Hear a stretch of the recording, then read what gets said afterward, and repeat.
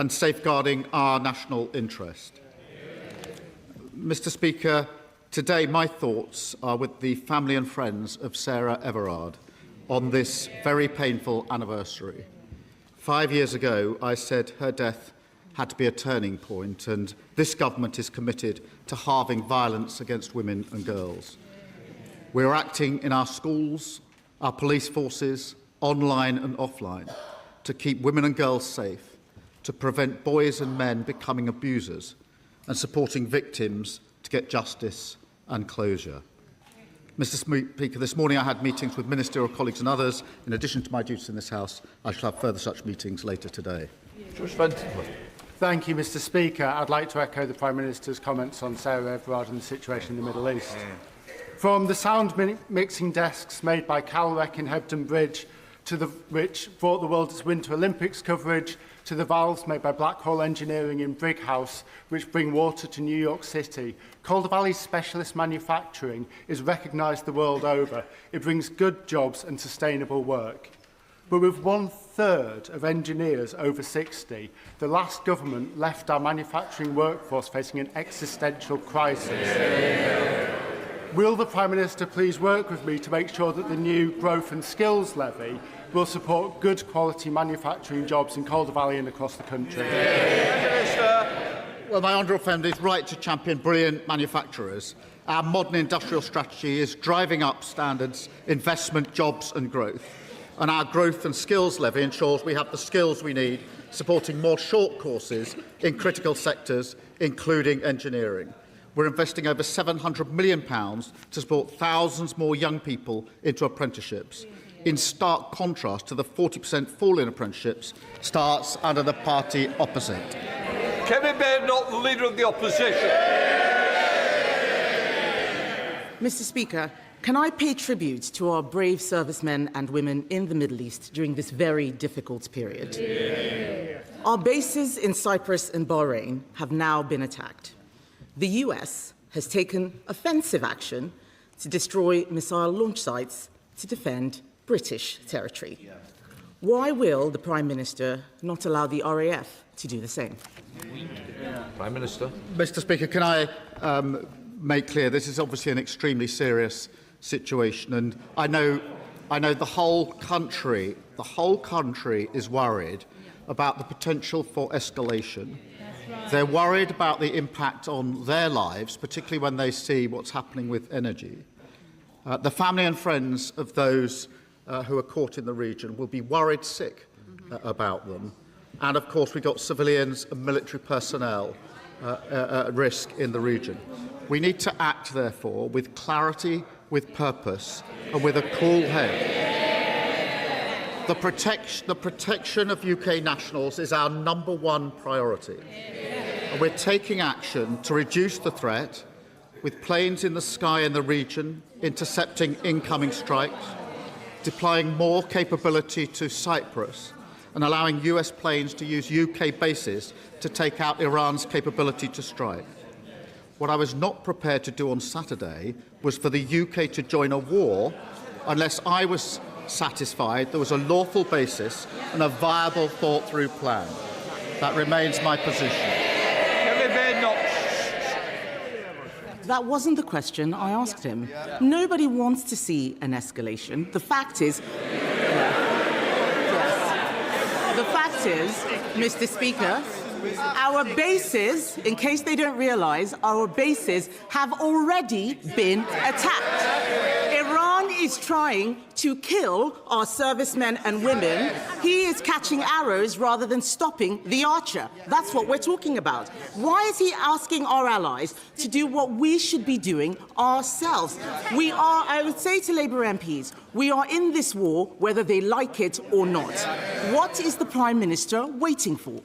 Prime Minister. Mr. Speaker, let me give a little more detail, because for a number of weeks now, we've been pre-deploying our capabilities to the region. In doing so, we've been liaising very closely with the United States, as the House would have expected. Therefore, radar systems were pre-deployed, ground-based air defence was pre-deployed, counter-drone systems were pre-deployed, and F-35 jets were pre-deployed. Mr. Speaker, that is why, since Saturday morning, multiple F-35s and Typhoons have been in operation not just in the Middle East, but across Cyprus. Further missions were flown overnight, Typhoons defending in particular Qatar, and F-35s defending other regional parties. We're resupplying our air defence missiles today. Wildcat helicopters with anti-drone capabilities will be in Cyprus this week, and HMS Dragon will be deployed to the Mediterranean.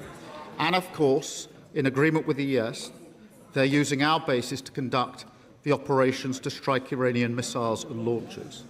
Mr. Speaker, that is the action that we are taking. That is the agreement that we've reached with the United States to protect our nationals. Mr. Speaker, the Prime Minister has read out a long list. It is not enough. He says that we are pre-deploying. The one ship which we are sending, HMS Dragon, is still in Portsmouth. The fact is the Type 45s cannot take out incoming missiles. This is not enough. He's read out a long list. The people who understand know it is not enough. He should be doing more. Yesterday, the Chancellor could have given more money to defence. Instead, I don't know why they're laughing. I don't know why that's funny. Yes, not funny. Yesterday, the Chancellor could have given more money to defence. Instead, she gave more money for welfare. Their priorities are all wrong, Mr. Speaker. Their priorities are all wrong. They can shunter as much as they like. The fact of the matter is that the war in Iran is happening now. Order. Mr. Bailey, I don't like that. I don't think it becomes you either. An officer and a gentleman, I expect more. Come bed on. The fact of the matter, Mr. Speaker, is that the war... I can lip read as well. So please, let's learn something. If not, you'll learn the way out. Come bed. Mr. Speaker, the country is not going to be distracted by Labour MPs moaning. The fact of the matter is that the war in Iran is happening now. But the OBR say the government won't hit 3% on defence for 5 years. The war is happening now. There is no urgency from the Prime Minister. Why is he leaving the job of funding our armed forces to the next government? Prime Minister. I'm not going to take lectures on defence from the party opposite. They came into office, and what did they do? They cut the defence budget. They missed army... Order. Mr. Philp, you've moved from there to there. You're even louder here, so I think twice. Prime Minister. Not only did they cut the defence budget, they missed army recruitment targets every year for 14 years. They left morale in our armed forces at an all-time low, and our forces hollowed out. That's the words of Ben Wallace, the former Defence Secretary. Labour, by contrast, is delivering the biggest boost to defence spending since the Cold War. £270 billion over this Parliament. And we're doing that because we're focused on what matters. And she's right. The war is, of course, happening now. We have to focus on that. Across the country, people are worried about those that are trapped in the region. And, Mr. Speaker, that is why we're taking action. And I can update the House. That yesterday, more than 1,000 British nationals arrived back in the UK on commercial flights from the UAE. A further 8 flights are due to leave the UAE to the UK today. I can confirm, Mr. Speaker, that the first charter flight is expected to leave Oman later today, and 2 more will come in the coming days. The country really does want to know this. I'm sorry.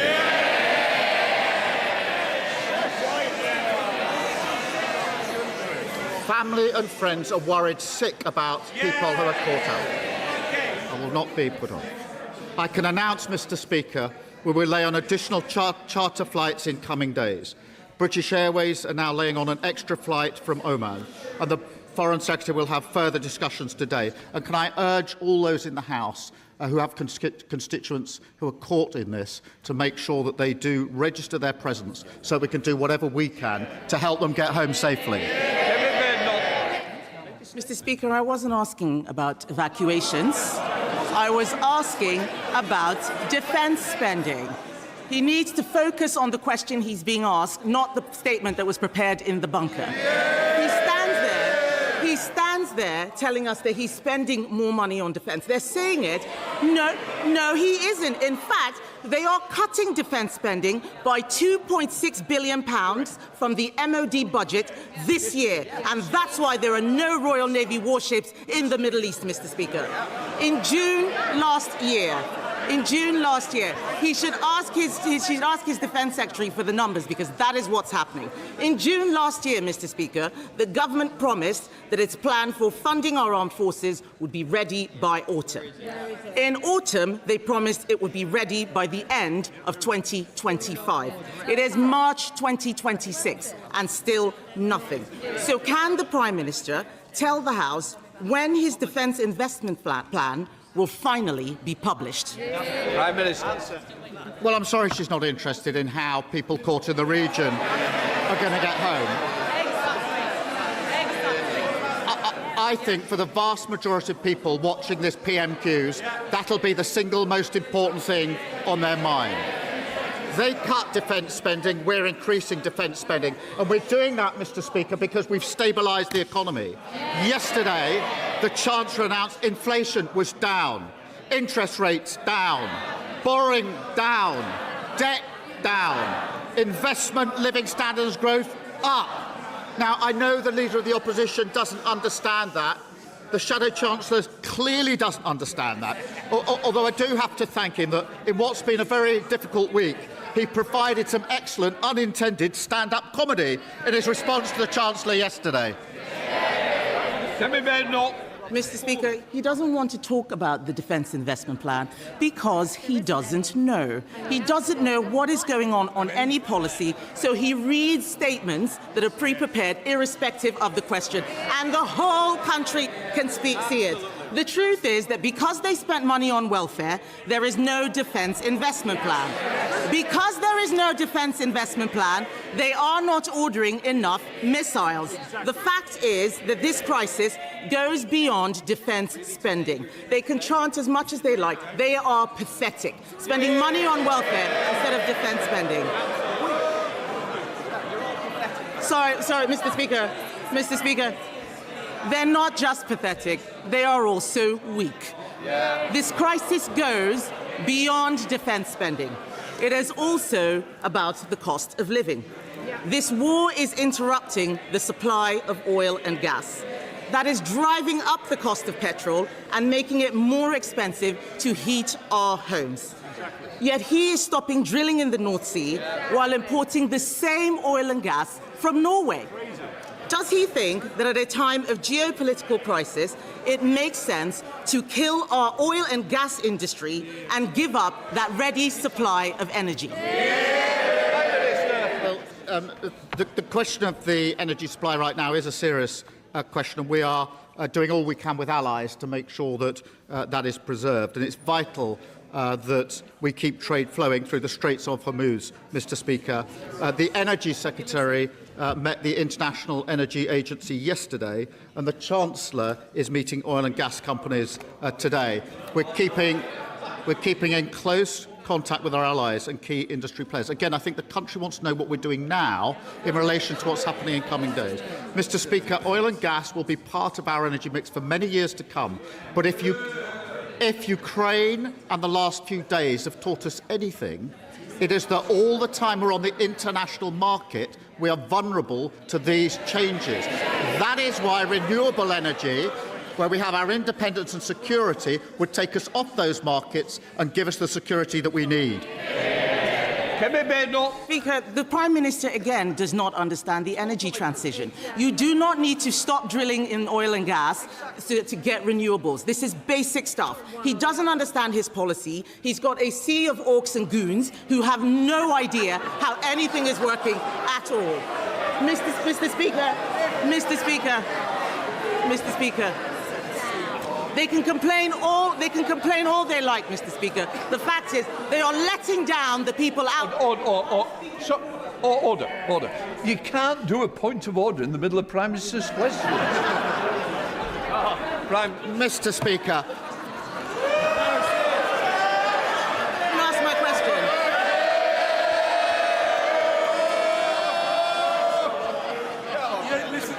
You don't listen to the questions anyway. Mr. Speaker, the situation in Iran shows this Prime Minister has the wrong priorities.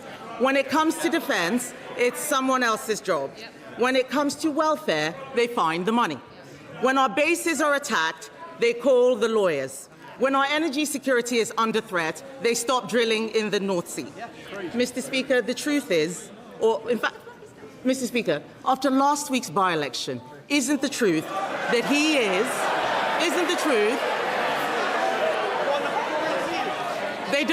They might not like to hear it, but they are going to hear it, Mr. Speaker, whether they like it or not. Is it not the truth that he is prioritising his job security over our national security?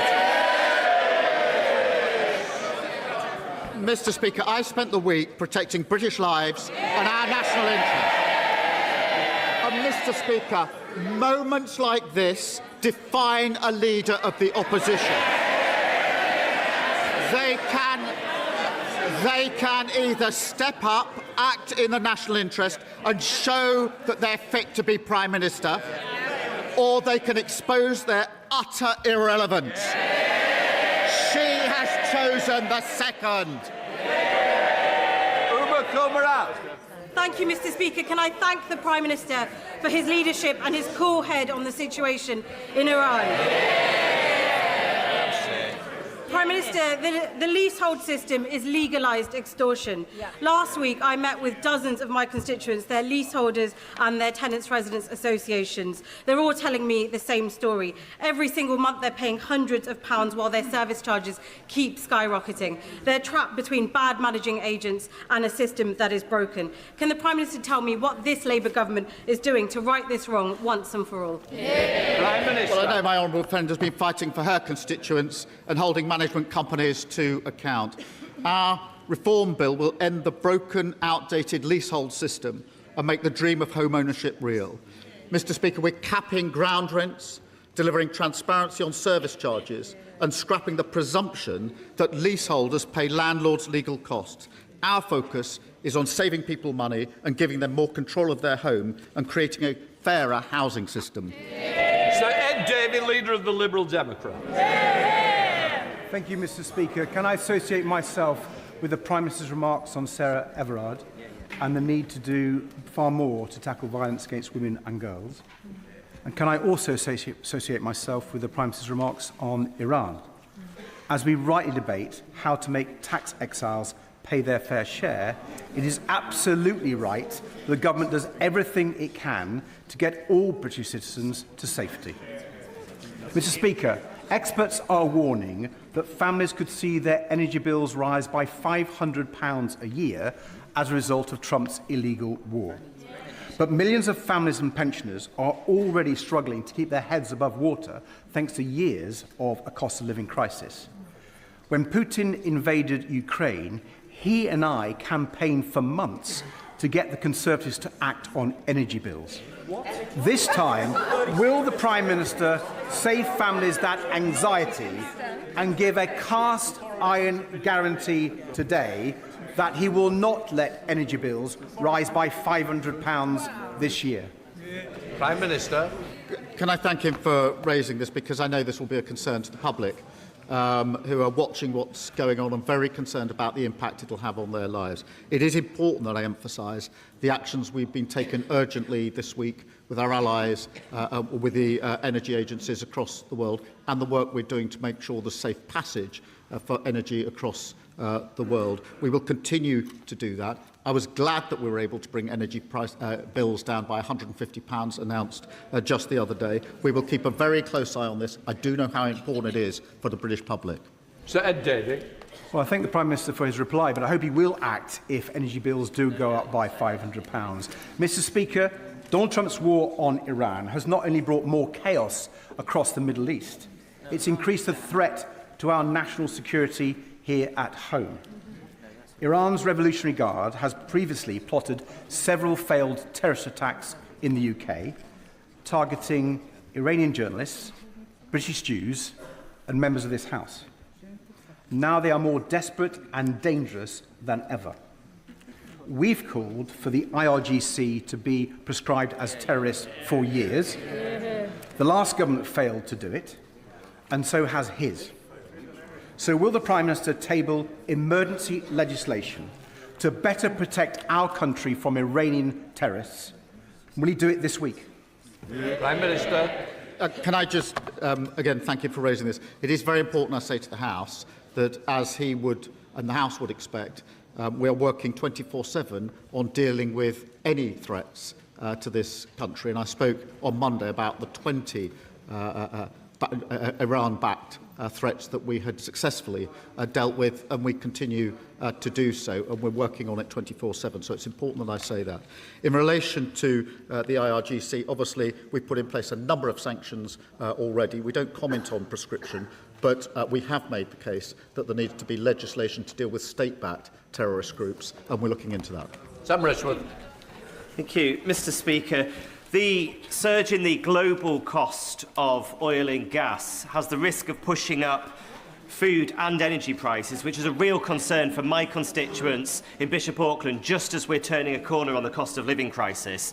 Doesn't this show the importance of ignoring the parties opposite and investing in secure, renewable energy that we control, and backing our farmers to produce the food for our nation, such as those that I'm hosting here today from County Durham, Mr. Speaker? And will the Prime Minister ensure that both energy and food security are a core mission of this Labour government? Prime Minister.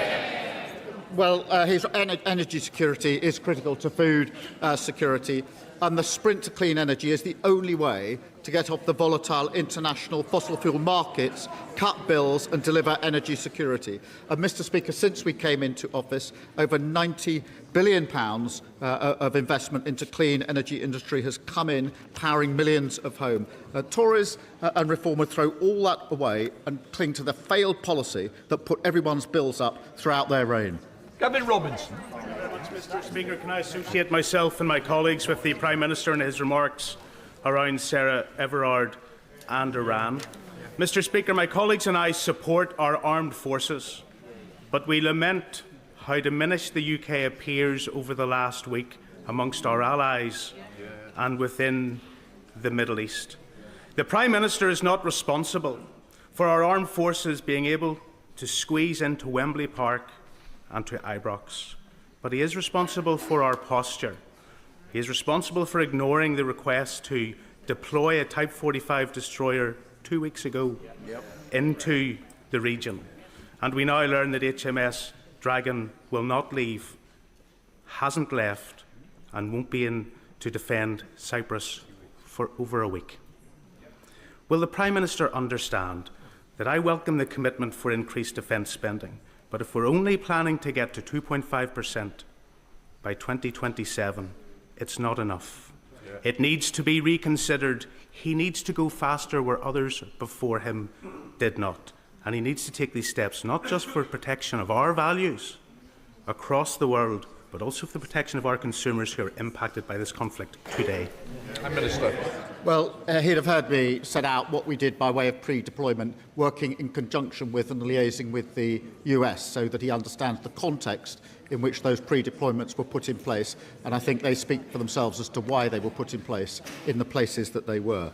In relation to defence spend, obviously we're increasing it to 2.6% of GDP. That's £270 billion over the Parliament. But as I said in the speech I gave in Munich just a couple of weeks ago, we're going to have to spend more and faster after the years of underinvestment and troop cuts.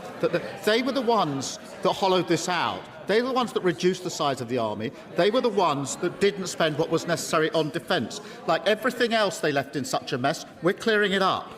Through our strategic defence review, we'll make Britain safer. Jonathan Davis.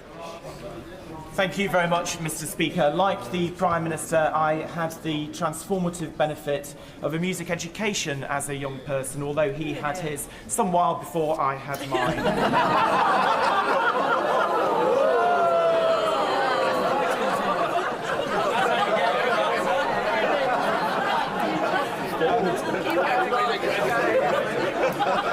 After more than a decade decade of declining music in schools, the government's new National Centre for Arts and Music Education and measures coming through the curriculum review will ensure that more young people benefit from the opportunities that my right honourable friend and I both had. So can he tell us, how will the new National Centre make a difference for our young people? And what is the government doing to address funding shortfalls currently facing England's music education hubs, including mine in Derbyshire? He still loves the backbenches, Prime Minister. Mr. Speaker, my life was changed by the opportunity to study music, yes, very many years ago. I believe that every child deserves that opportunity. The party opposite cut those opportunities. That particularly excluded poorer children. And now they call creative arts courses a dead end. I totally disagree. They're the lifeblood of the creative industries that showcase Britain around the world. And the new National Centre will launch this year, and Labour is investing in music hubs so every child has the same opportunities to enjoy music, to learn music, and to learn the skills that music brings them for life. Gaga Mahindra. Thank you, Mr. Speaker. In my constituency, the Lib Dem-run Three Rivers District Council has failed for years to submit an adequate local plan. They now have a ministerial direction, and prime Greenbelt land faces a serious threat from this government's harmful planning policies. How does the Prime Minister expect me to explain to my constituents that while I consistently defend our Greenbelt, the Lib Dems' incompetence has made it vulnerable to its destruction by this Labour government? Prime Minister. Mr. Speaker, this Labour government is changing the planning regulations so that we can get on and build the homes that we need across our country. Their failure was the failure to do so, but I must applaud him because at least he's had the decency to accept some of the failures of the last government. On Send, he said, "My government didn't do enough on this. It's awful." And he said his party should hang their heads in shame. He's absolutely right about that.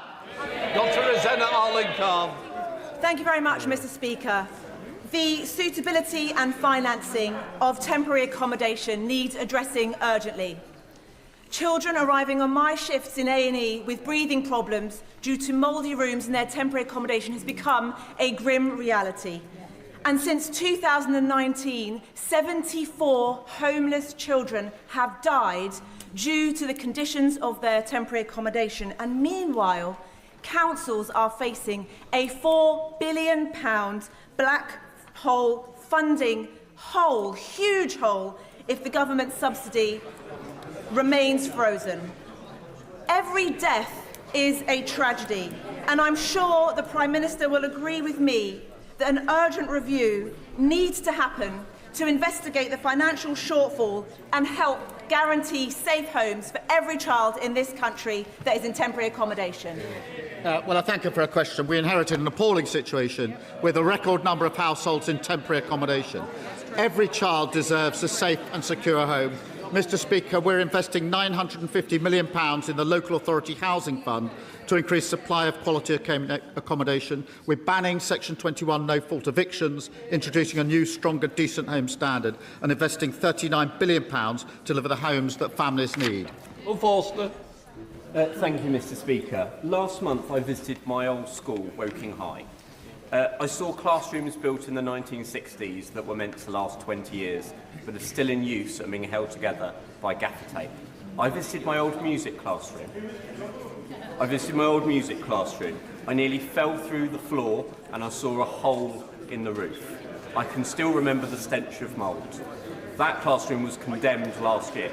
Please will the Prime Minister agree to come to Woking High with me to see how bad it really is and ensure that my old school urgently gets the financial support it needs to ensure that in the 21st century my young constituents can be educated in a school they deserve. Yeah. Can I thank him for raising this case, which will be a real concern for his constituents, and I'm sure the party opposite will have heard the reality of what they did over 14 years of destroying everything in this country. We are fixing that, and I'll make sure that he gets a meeting with the Minister to discuss further. Len Stewart. Mr. Speaker, after decades of failing policies under both Conservative and SNP governments, I welcome this Labour government's major drive to get young people earning and learning. In my constituency of Ayr, Carrick and Cumnock, by working with Ayrshire College and the Pride in Place Board, we have finally a chance to break this cycle and bring real youth-focused regeneration to our high streets through the DWP Youth Initiative. Will he meet with me to discuss this important issue, and will he support making Ayrshire a priority for a DWP Youth Hub? Mr Speaker, the party opposite left 1 in 8 young people not earning or learning. We're not, and we'll tackle it. More apprenticeships, more career sport, a jobs guarantee to provide paid employment, a youth guarantee to provide more young people into earning or learning, and over 360 youth hubs to help young people access opportunities. My honourable friend makes a strong case, which my honourable friend, the Work and Pension Secretary, I know has heard, and I hope there will be good news for her later this year. Bacon. Mr Speaker, the United States of America is our most important international strategic ally. Does the Prime Minister believe that his dithering and equivocal response to events in the Middle East this week has made that relationship stronger or weaker? Minister. Mr Speaker, the American planes are operating out of British bases. That is the special relationship in action. British jets are shooting down drones and missiles to protect American lives in the Middle East on our joint bases. That is the special relationship in action. Sharing intelligence every day to keep our people safe. That is the special relationship in action. Hanging on to President Trump's latest words is not the special relationship in action. Thank you, Mr Speaker. In 2018, this House legislated to allow the prescription of medicinal cannabis for children with drug-resistant epilepsy, a campaign spearheaded by my good late friend Hannah Deacon for her son Alfie. Yet many families are still paying around £1,300 a month due to conflicting guidance from multiple agencies. Does the Prime Minister recognise that this isn't the will of the House, and will he agree to work with me and the Secretary of State for Health to secure a modest £2 million required for an observational study to relieve these families of this unacceptable burden? Minister. Hannah Deacon's campaign for her son Alfie was remarkable, and I know how much she's missed, and I thank my honourable friend for continuing to campaign. We are investing £8 million in clinical trials on cannabis-based medicines for conditions like drug-resistant epilepsy, and I want to see patients accessing safe, effective medicines and new treatments as quickly as possible. Thank you, Mr Speaker. The Government's proposed terms of reference for the inquiry into rape and grooming gangs are fatally flawed, as victims and survivors have pointed out. They won't address the role that race and religion played in motivating these crimes. They won't lead to prosecutions for those involved in the cover-up. And they won't even investigate all cases, only a select few. The consultation on these terms ends this Friday. If enough people call for changes, including through groomingangjustice.uk, will the Prime Minister please assure us that the final terms of reference will reflect these concerns? Baroness Longfield is now beginning the work of the inquiry, with victims and survivors at the heart of the process. Under this government, convictions that are at their highest level ever. We're introducing mandatory reporting on child sexual abuse and putting a legal duty on police to collect ethnicity data. But forgive me if I don't take suggestions from the honourable member who said people legally and settled here should go home to ensure that the UK is culturally coherent. That is a grotesque way to talk about our friends and neighbours, and I rather suspect that her next question will come from her sitting up there. Thank you, Mr Speaker.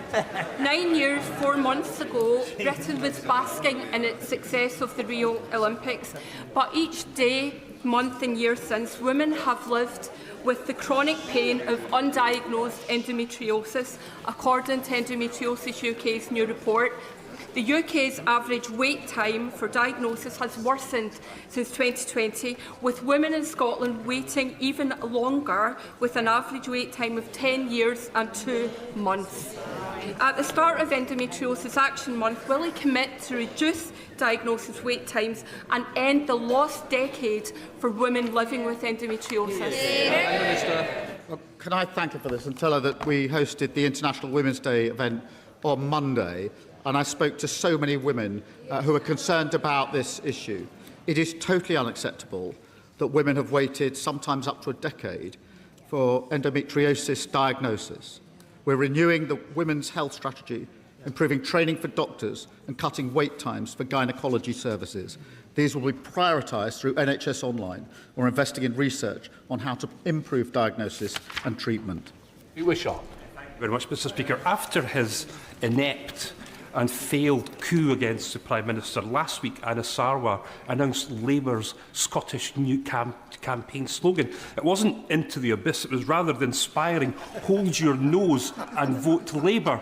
But with the stench of the Mandelson scandal still in our nostrils and the stink still emanating in the Labour Together affair and just the general whiff of rot hanging over this doomed Prime Minister after his hammering at Gorton and Denton, isn't it the case for Scottish voters that some smells are simply too unpleasant to ignore? Prime Minister.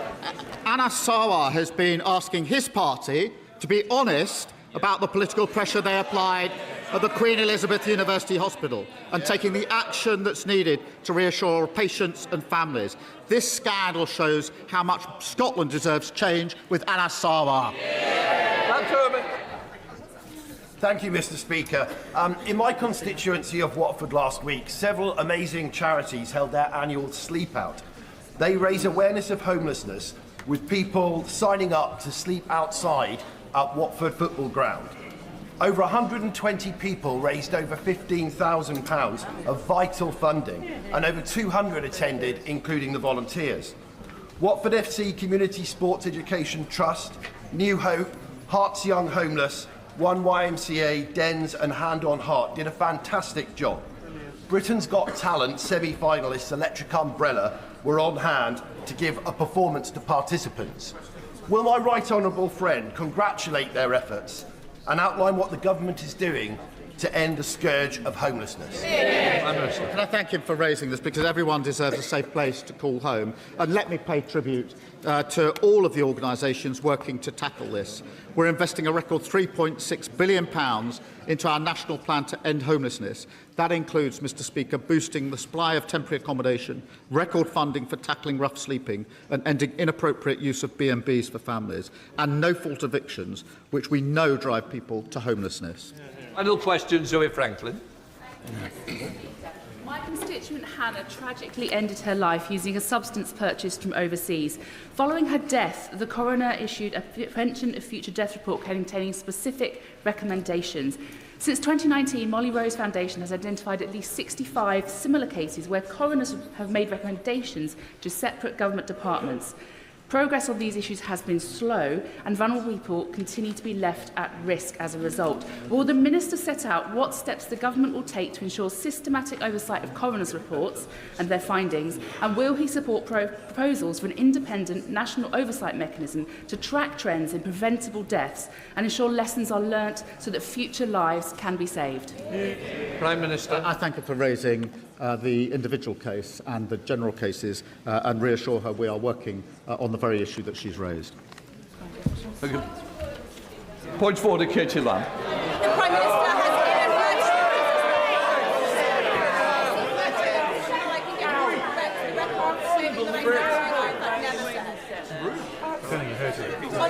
On a point of order, Mr. Speaker, I believe the Prime Minister has inadvertently misled the House. I seek your guidance on how to get him to correct the record for claiming I said something I in fact did not.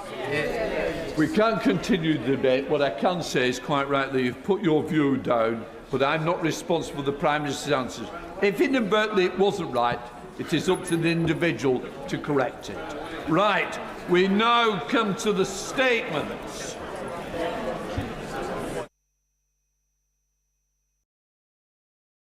Sir Jarvis. With your permission, Mr. Speaker, I would like to make a statement regarding 3 arrests that took place this morning as part of counter-terrorism policing investigation into suspected National Security Act offences. I can confirm that this relates to China. I can also confirm that this relates to foreign interference targeting UK democracy.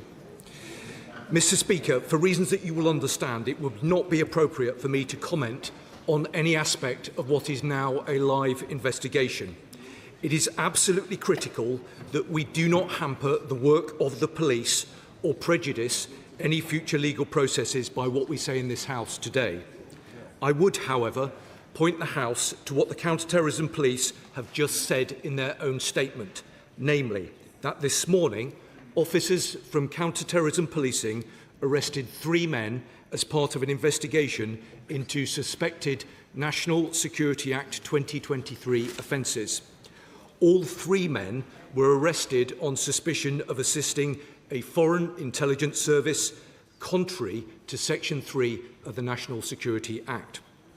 Of course, any decision as to whether to proceed with a prosecution would be a matter for the Crown Prosecution Service.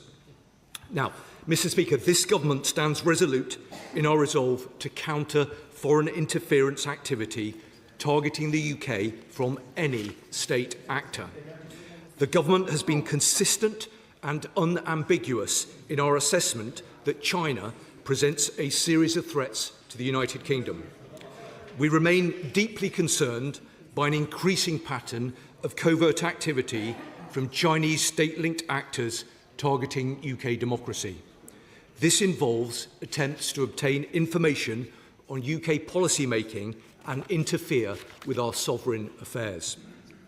From the November MI5 espionage alert warning about Chinese intelligence officers targeting individuals with access to sensitive information on Parliament and government, to the attempted interference activities of Christine Lee in 2022, this government will not tolerate it.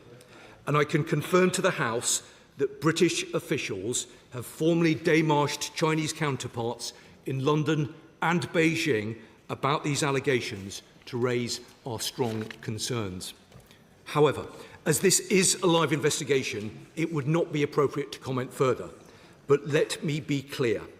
If there is proven evidence of attempts by China to interfere with UK sovereign affairs, we will impose severe consequences and hold all actors involved to account. In the meantime, the government is taking robust action to ensure the UK's democratic institutions and processes are a hard target for this activity. The National Security Act provides our intelligence agencies and law enforcement with the modern legal tools they need to deter, detect and disrupt the full range of state threats.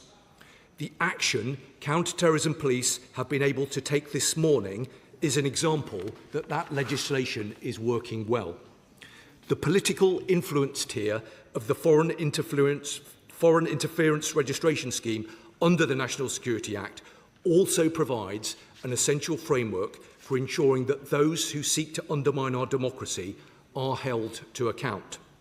I also continue to drive across government the delivery of our counter-political interference and espionage action plan, which I announced to Parliament on the 18th of November.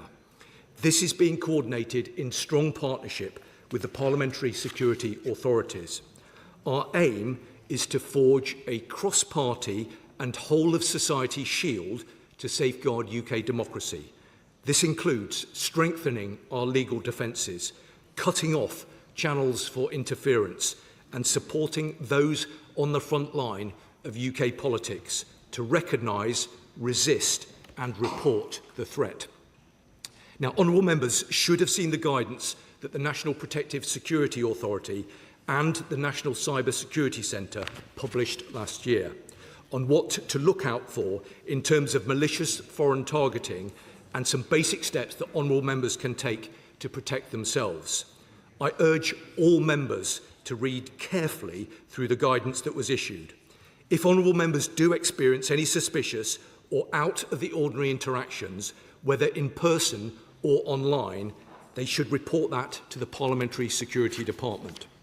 Now, the government will continue to work in collaboration with the Parliamentary Security Department to set up a range of more tailored bespoke briefings for those who are at greatest risk.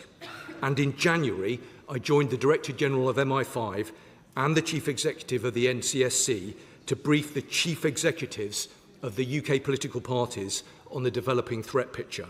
And I can confirm that officials are now focused on developing a programme of work to engage with the UK's think tanks and non-profit sector to discuss the threats that they face from foreign interference. Our intent is to work with them to strengthen their resilience, ensuring their hard-won reputations and networks are not exploited by our adversaries as platforms for covertly influencing UK public discourse and policy making. Mr. Speaker, in February, we introduced the Representation of the People Bill, which will further strengthen safeguards against foreign interference through political funding. Our proposed bill includes introducing tougher rules for donor recipients to conduct risk assessments before accepting donations, as well as increasing the powers of the Electoral Commission to ensure that it has the tools necessary to fulfil its duties. And the government eagerly awaits the report of Philip Rycroft, following his independent review of regulations and safeguards against foreign financial interference in UK politics. The review was commissioned to rigorously test the financial safeguards we currently have in place and will specifically consider safeguards against illicit funding streams, including the use of crypto assets.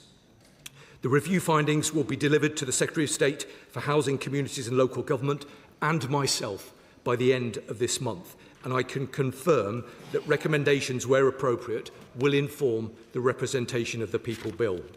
We are also working on new powers to counter foreign interference, including a prescription-style tool to disrupt proxy organisations undermining our security. Mr. Speaker, it continues to be in our long-term strategic interest to engage with China. We are engaging with China confidently and pragmatically on areas where engagement is in the UK's national interest: climate, global health, trade, scientific research, but also on illegal migration and serious organised crime, just to name a few areas. But let me be crystal clear. This is not a question of balancing economic and security considerations. We don't trade off security for economic access. Instead, by taking tough steps to keep us secure, we enable ourselves to cooperate in other areas. And we will always challenge any country, including China, that attempts to interfere with or undermine the integrity of our democratic institutions. And we will always prioritise UK national security. That is why the Prime Minister's visit opened up a direct channel of communication to deliver in the national interest, enabling us to raise frank concerns about activities that impact our national security at the most senior levels of the Chinese system, including on domestic security issues. Mr. Speaker, I can assure members of this House and the public that further steps can and absolutely will be taken to defend our democracy. The government is steadfast in our commitment to disrupting and deterring China's interference activity wherever it takes place. I commend this statement to the House. Order.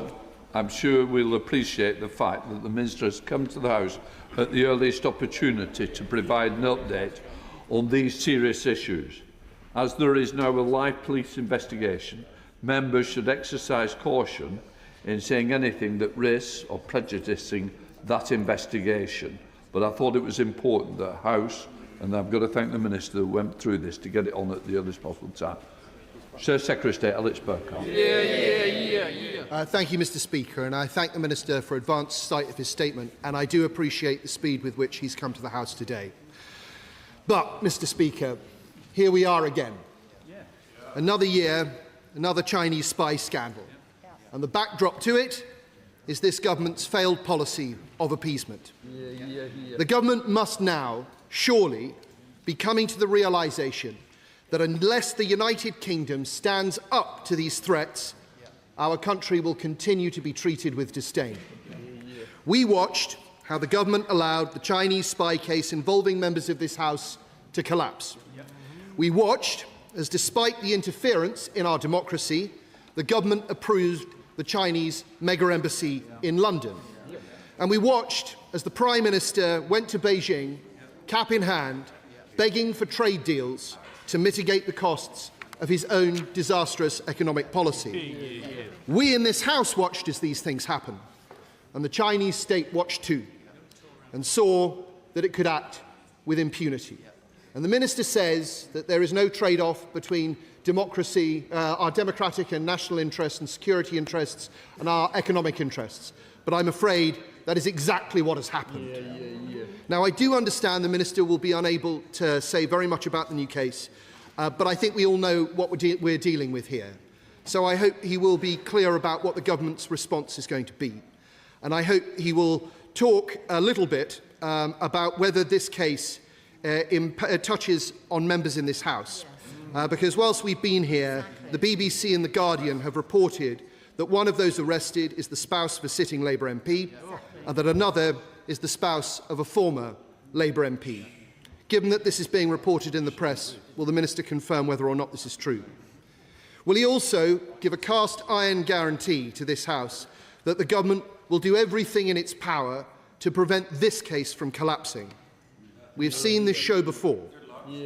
Will he promise that, unlike last time, the Chinese ambassador will be summoned by ministers and told that aggressive interference in our country and its democracy will no longer be tolerated? And will he, actually, Mr. Speaker, I should say how right you were to deny that ambassador access to this House? Will he also commit to placing China now on the enhanced tier of foreign influence registration? The Minister says that China presents a series of threats, but during the last spy scandal, the government refused to say the crucial words, that China posed a risk to our national security, and they wouldn't publicly accept that China was opposed or hostile to the interests of the United Kingdom. Can he really accept that can he now accept that this position is no longer tenable? The Minister says that if there is proven evidence of attempts by China to interfere with UK sovereign affairs, the government will impose severe consequences and hold all actors involved to account. Look, we sincerely hope that this is true. But it wasn't true last time, Mr. Speaker. And so here we are again. And we will, unless this government finally steps up, be back here time and time again. Thank you, Mr. Speaker. Well, can I thank the honourable gentleman for his response? I mean, I'm grateful to him for acknowledging the speed at which the government has sought to brought forward a statement. And I know that he and right honourable and honourable members will understand that there are very strict limitations in terms of what I can say about what is obviously now a live police investigation. But let me also say that I hope I speak for all sides of the House when I say that these are the most serious matters that require us as a House to put the protection of our democracy above any political point scoring, and that is the way in which we should approach these proceedings. Now, he's sought, for reasons that I understand, to critique the government's position, and I understand why he sought to do that. But I can say to him that I am confident in the government's response to this incident and to our wider agenda on countering political interference. But of course, it is right that members from across this House have the opportunity to scrutinise government policy and to ask questions, and that is precisely why we've moved at pace to provide an opportunity for them to do so. I also want to give the member opposite and other right honourable and honourable members a guarantee that, given the sensitivity of these issues and the obvious need to protect the operational activity of our police and the security services, we will look for other opportunities to provide appropriate briefings to the relevant members across this House by the relevant experts to ensure that they can be updated in a way that we are simply not able to do in this House. Now, the honourable gentleman did raise a number of questions, and I know that he will understand that there are strict limitations in terms of what I can say. But let me give him an assurance of the seriousness with which we take these matters. I've always believed that the work that takes place, led by government but across this House to defend our democracy, should be a shared endeavour.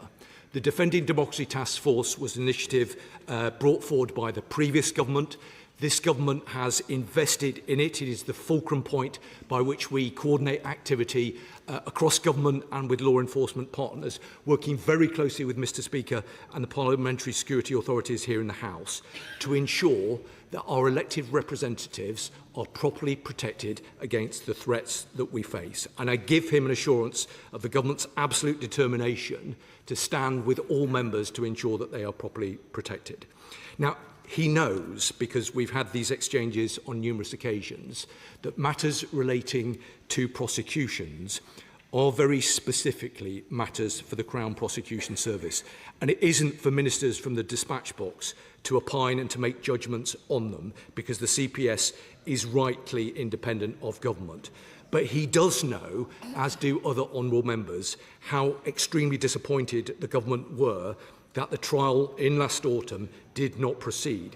Clearly, as he will understand, there is a crucial difference in that charges in that particular case had been brought forward under the Official Secrets Act of 1911. But I am confident that the National Security Act of 2023 provides the robust legislation that we need to address the threats that we undoubtedly face.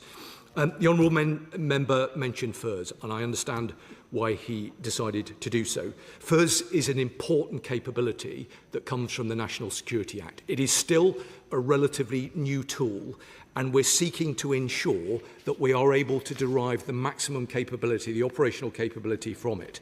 But I can say to him that we haven't made any final decisions as to whether we will be placing other countries on the enhanced tier, but we keep that under very close review. Mr Speaker, as I've made clear, this government will simply not tolerate attempts to interfere in our democracy.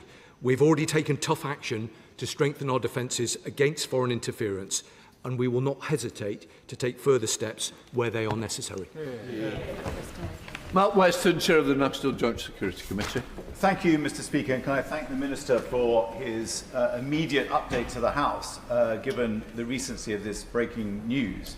He'll know, of course, that the Joint Committee on National Security Strategy did its report into the case of Cash and Berry and made certain recommendations. Of course, the 2023 Act is now fully in place, which, of course, was post the original Act undertaken allegedly by Cash and Berry.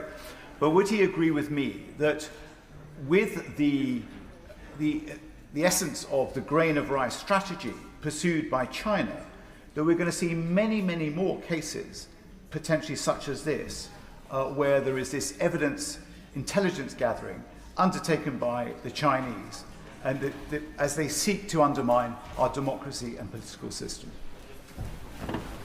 Thank you, Mr Speaker. I'm grateful to him and his committee for the important work that they do, and I'm very grateful for the report that they published, and he will have seen the comprehensive response that he got from the government. Let me say to my honourable friend, Mr Speaker, that what we want to do and what we are doing is ensuring that the United Kingdom is the hardest possible target to those who would seek to interfere in our democracy. That is why we are investing in the processes of the Defending Democracy Task Force. That is why we commissioned the Rycroft Review. That is why I announced the Counter-Political Espionage Action Plan. There is a lot of work taking place across government, working with law enforcement to ensure that we are protecting our institutions and our elected representatives.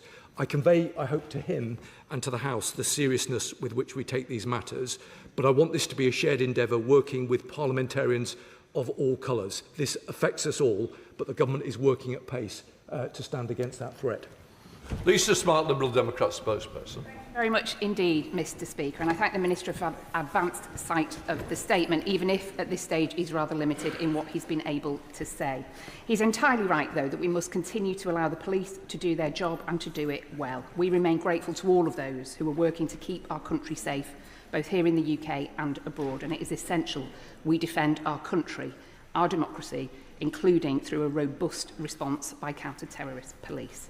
The arrests this morning highlight the continued reach of foreign interference in the UK, whether it's spying in its raw sense or the pervasive and persuasive influence of foreign money in our politics.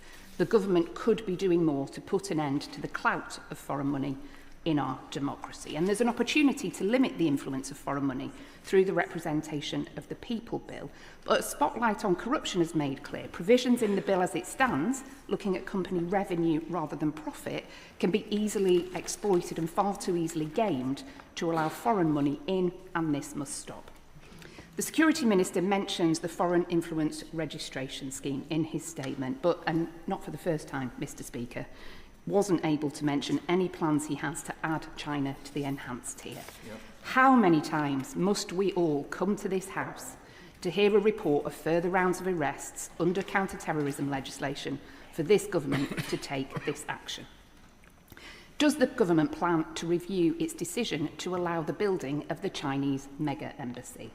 And will the government go further to stop foreign money being funnelled into our democracy, including an absolute donation cap and a ban on those who have worked for foreign regimes from making donations at all? Well, Mr Speaker, I'm grateful to her, and let me take the opportunity on behalf, I'm sure, of all members in this House to thank those for the vital work that they do to keep our country safe. They are the best of us, and our national security is underpinned by their endeavours. She raised, I think, 3 important points. She's right to raise concerns about foreign money in our politics. The government does take these concerns incredibly seriously. It's precisely why we have commissioned Philip Rycroft to conduct at pace an independent review into this issue. Now, she may be aware that we debated these matters in Westminster Hall just a couple of weeks ago. I encouraged her party colleague to make formal representations to Mr Rycroft. I'm grateful for her confirmation that they've done that. That is very much appreciated, because this is an important body of work that will provide recommendations to the Secretary of State for MHCLG and myself in the next couple of weeks in time to inform the representation of the People's Bill. So this is a very timely piece of work and a very good opportunity to ensure that that bill provides the protections that I think collectively we want it to. She mentioned FERS, and I understand again why she does so. FERS is a useful tool, but it is still a new tool, and we are working to make sure that it provides the maximum operational capability, and we're looking very carefully at how we can use it to best effect. She also mentioned the embassy. Again, I understand why she does. So she knows the government's position with regard to the embassy.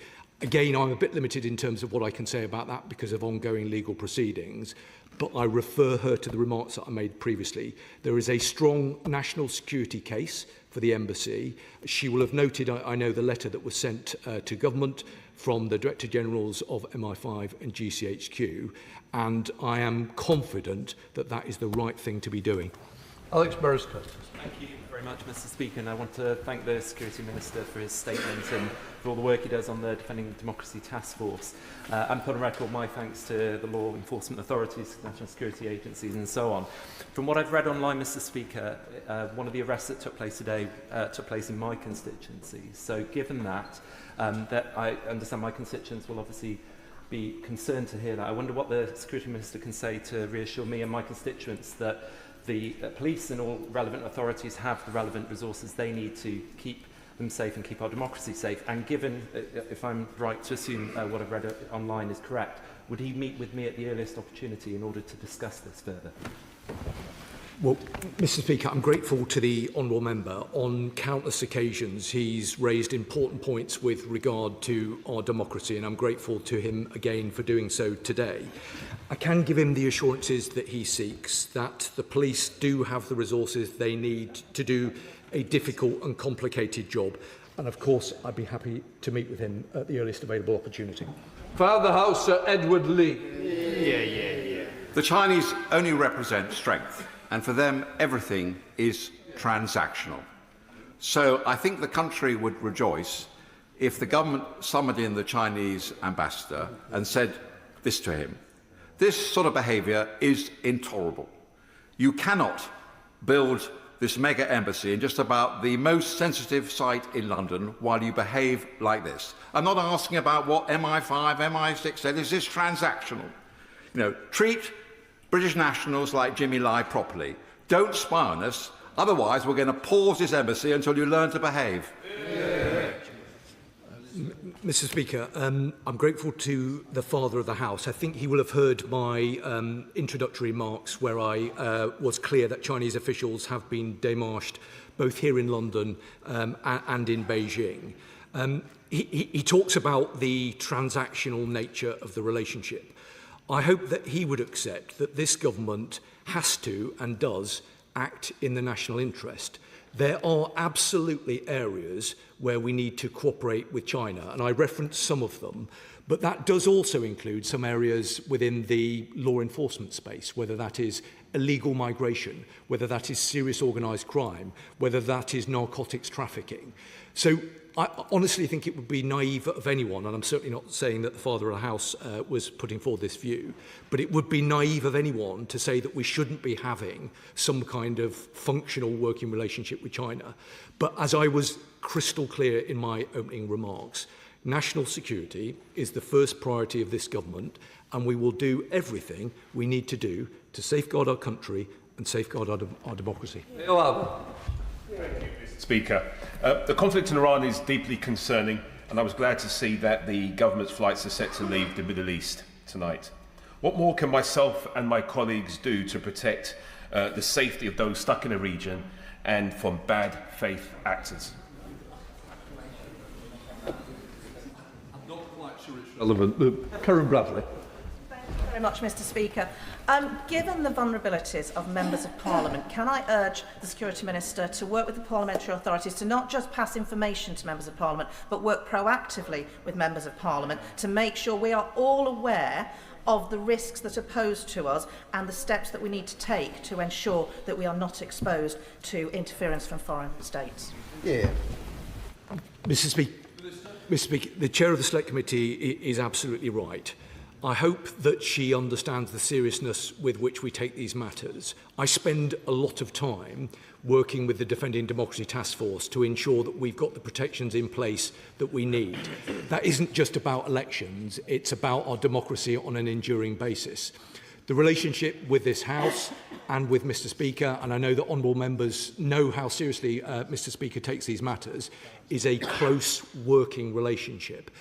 I will always make myself available to talk to colleagues about any matter of concern that they might have. There has been quite a significant amount of guidance that's been issued over the last few months. I really would encourage members of this and the other House to engage with the materials that have been published, but where they have further concerns, to raise them through the Parliamentary Security Department and with myself. Thank you, Mr. Speaker. I thank the Minister for his update on this difficult case. Now, in his statement, he did confirm that the government is working on a prescription-style tool to disrupt proxy organisations undermining our security, quoting from the statement there. When will this tool be ready? And does it include the recommendations set out by Jonathan Hall? Well, Mr. Speaker, I'm grateful to the honourable member, and I think he raised this matter with the Foreign Secretary just yesterday, and he's right to do so. He will know that the government commissioned Jonathan Hall to look at the legislative framework, given the concerns that we had that there wasn't an appropriate legislative tool to prescribe a state-backed organisation. Mr. Hall has made a number of recommendations, all of which have been accepted by the government.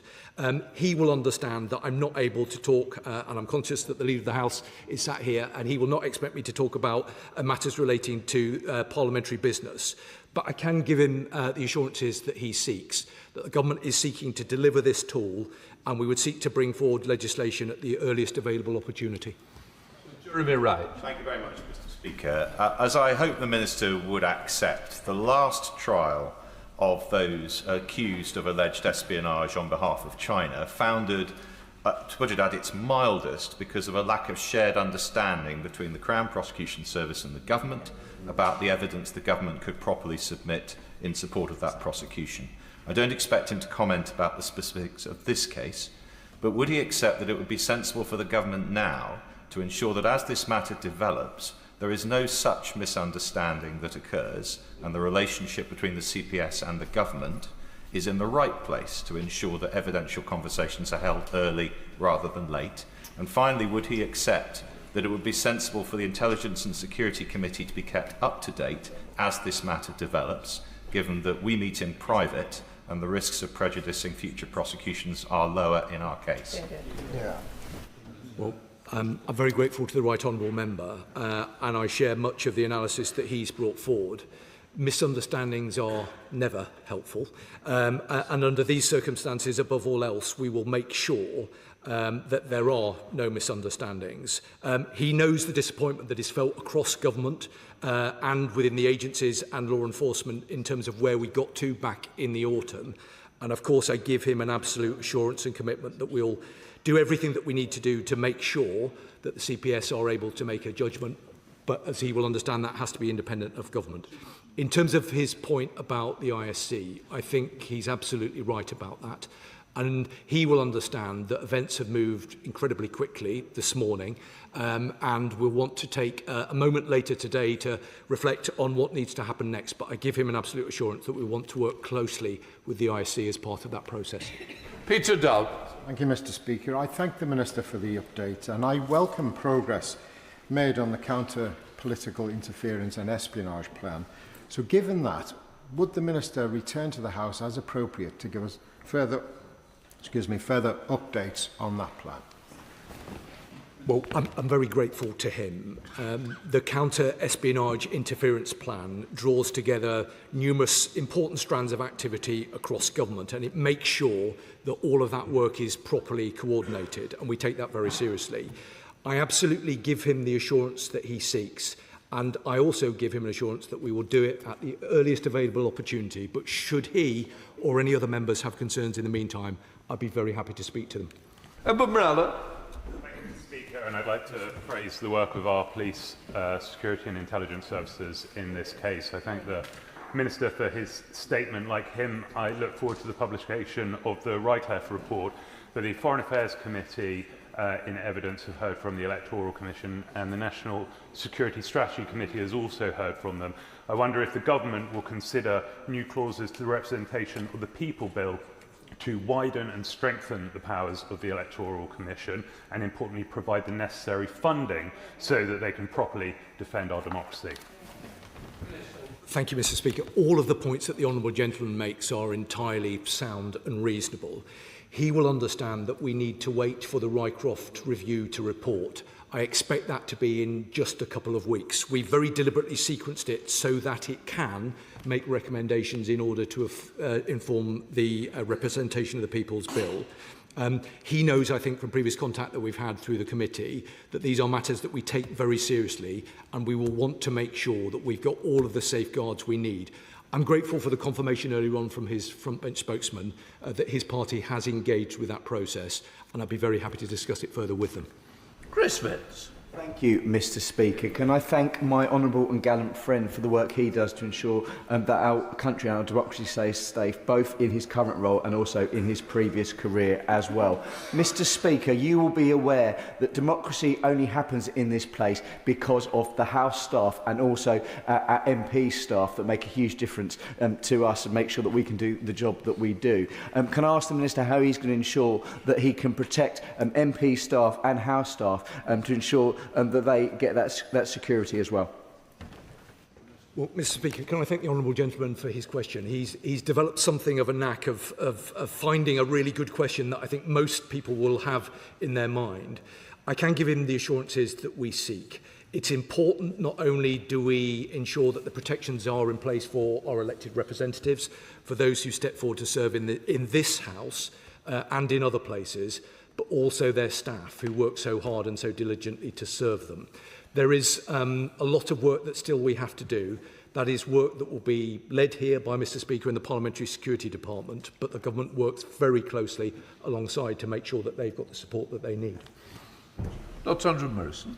The Minister spoke of severe consequences. Would he outline what those severe consequences might be, and understand that Beijing is unlikely to take that terribly seriously, given what has happened in the recent past? And will the severe consequences include putting on pause, on hold, plan for the Chinese super embassy and spy centre, pending the outcome of the Met's investigation? Yeah, why not?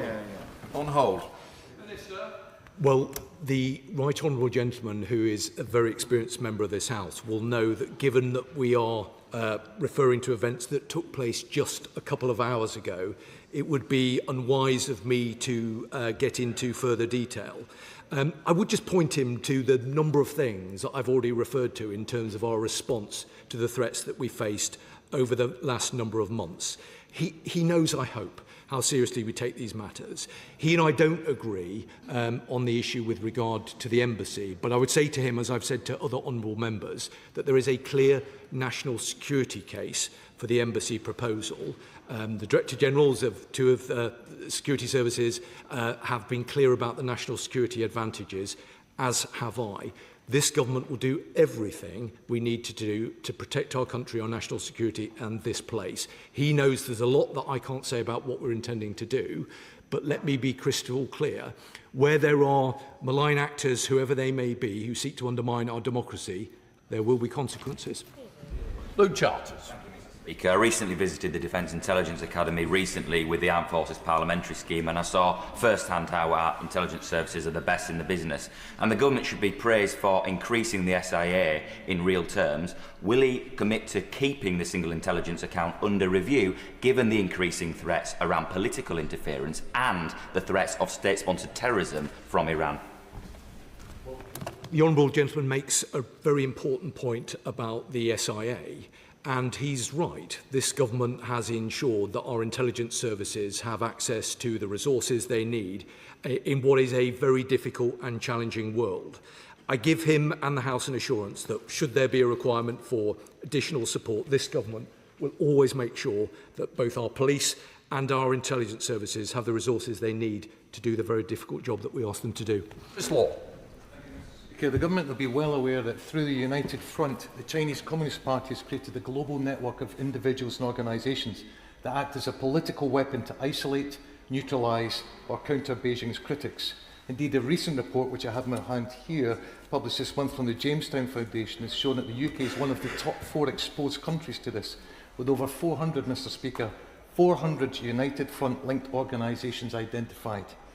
Therefore, why is the government still repeatedly refusing to take the necessary action to protect the nations of these islands by placing China on the enhanced tier of the Foreign Influence Registration Scheme? It may be new, but if it's going to be useful, it needs to be used. Well, I'm grateful to him. I mean, he does make some important points. He will have heard what I've said previously about FIRS. FIRS is an important capability, and we need to make sure that it's deployed in the right way. But I say to him that there are a number of measures that we have brought forward in recent months to seek to ensure that the United Kingdom is the hardest possible operating environment for those who would seek to undermine our democracy. There are lots of things that we're doing that I'm not able to talk about, but I give him an assurance that we're taking these matters incredibly seriously and we will do everything that we need to do. Speaker, the Minister will know I've raised my concerns about foreign interference from Russia, from China on many occasions, and today's events really underlines why that's so important. That's why I welcome the Rycroft review. It is fundamentally important we get to the bottom of foreign interference in our politics. My only concern is that because the Rycroft review is specifically looking at financial interference, it may not have the scope to get the full facts of the matter. So if that does prove to be the case, will the Minister commit to doing everything in his power to make sure that we have further work on this, so we do know the full extent of foreign interference in our democracy, in our elections and in this place? Well, Mr Speaker, he's right to raise this, and he's consistently done so. I do think that the Rycroft review provides a very important opportunity to stocktake these threats and challenges and work out how best we are going to respond. But I absolutely give him the assurance that he seeks, that if there are measures not contained within the review, and I wouldn't want to prejudge it, of course, we will keep an open mind about what more we need to do. We do have a number of powers already that we need to make sure that we're using to maximum effect. But where there is a requirement for new legislation, new powers or additional resources, we won't hesitate to bring them forward. Dr Kieran Mullen. As the Minister has said, at the heart of this is the question of whether our enemies and malign actors fear the consequences of hostile acts against us, which is why many of us say that the embassy should be paused. But why would the Chinese be worried about consequences to spying when this week another malign actor attempted to kill British armed forces personnel attacked sovereign territory and suffered no consequences. What lesson does the Minister think China will take from our failure to defend our own territory from military attack? Well, the honourable gentleman has raised his concerns and he's entitled to do so.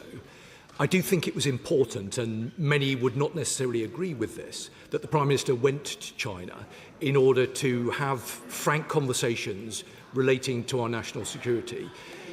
People should understand that if they seek to commit criminal acts or to undermine our democracy or attack our country or undermine our democracy, there will be consequences, and this government will make sure that this is the hardest operating environment. Richard Tice. Thank you, Mr. Speaker. I recently made a submission to the Rycroft Review about my concerns about Chinese communist regime influence on the Labour Party. The Minister will understand, given that we now understand that the partner of a sitting Labour MP and the partner of a former Labour MP have been arrested today, the Minister will understand why I shall be updating that review ahead of my meeting with the Rycroft Review next week. Could the Minister confirm whether or not the Rycroft Review can take account of these arrests, or whether it will need to be extended until charges are not made?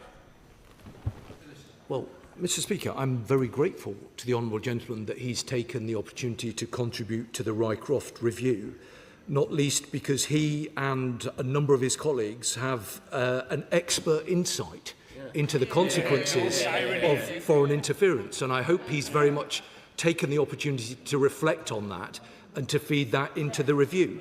The review itself, of course, is being conducted independently by Philip Rycroft.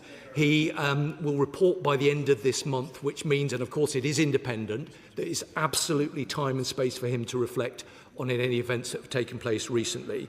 This is an important piece of work and it will inform government policy, not least in terms of cracking down on some of the foreign money, well, all of the foreign money that should not be in our politics. Again, it's a matter that honourable members in his party know quite a bit about.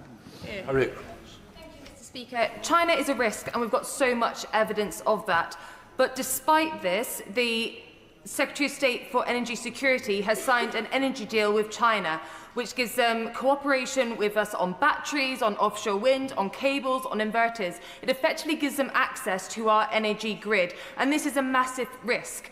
As Security Minister, was he consulted by the Secretary of State for Energy Security about this deal before it was signed?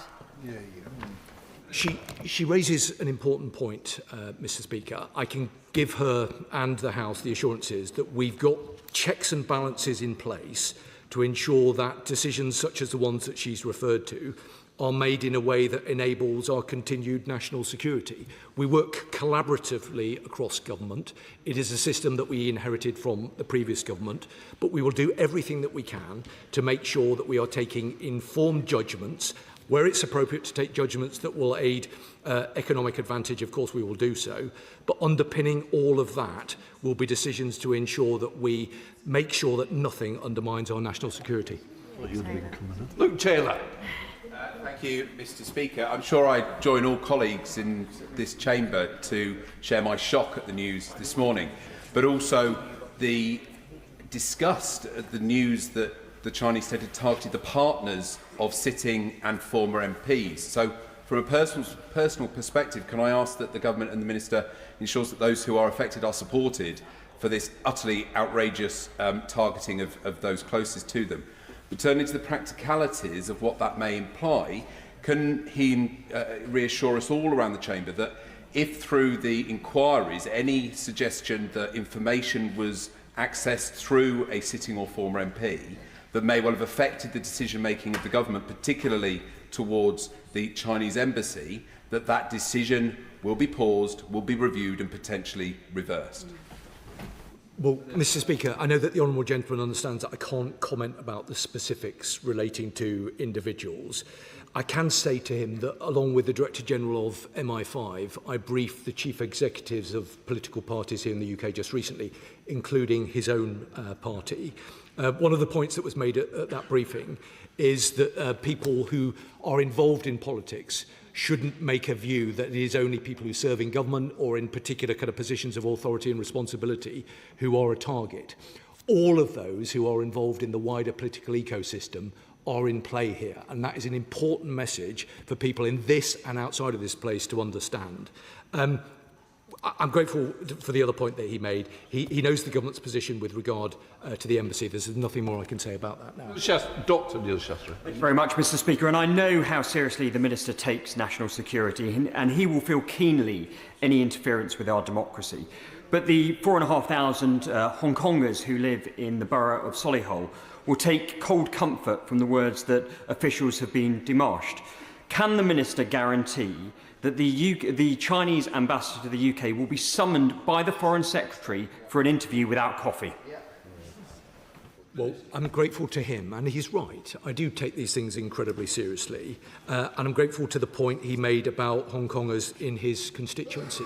I mean, I can say to him that I have personally raised concerns regarding the arrest warrants and bounties directly with Chinese authorities, and he will have heard the remarks that I made earlier on with regard to officials being démarched. The Hong Kongers have an important role and play an important contribution in our country. He knows the government's position with regard to transnational repression. A lot of work has taken place through the Defending Democracy Task Force to make sure that people are and feel like they're protected. If he thinks there's more we should be doing, I'd always be very happy to discuss it with him. Liz Roberts. It's a source of concern that 2 of the 3 men arrested were arrested in Wales, and that they have close associations with the Labour Party. Given that the Senedd goes to the polls in just over 2 months, in the shadow, of course, of the Nathan Gill scandal, what support is to be given to the Electoral Commission to ensure that there are sufficient resources to safeguard those elections against the growing threat of foreign interference? Well, she's right to raise the importance of the work that the Electoral Commission do. They are a key member of the Defending Democracy Task Force, and we work very closely to make sure that they've got the powers that they need to do the difficult job that's asked of them.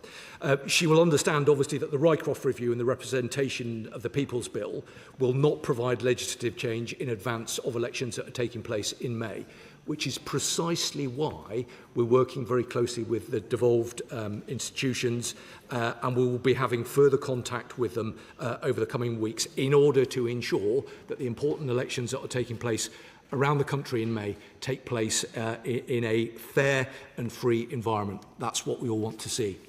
Mr. Speaker, can the Security Minister confirm whether the partner of the sitting Labour MP arrested on espionage charges of spying for China had a parliamentary pass? Well, I'm disappointed that the Honourable Gentleman didn't ask me about furs, because he's consistently done so, and I always enjoy our exchanges. He will understand I have come here at extremely short notice in order to provide an update to the House. I can't get into the operational details of matters that took place just a few hours ago. Just to reassure you, the answer is no. Carl Lockhart.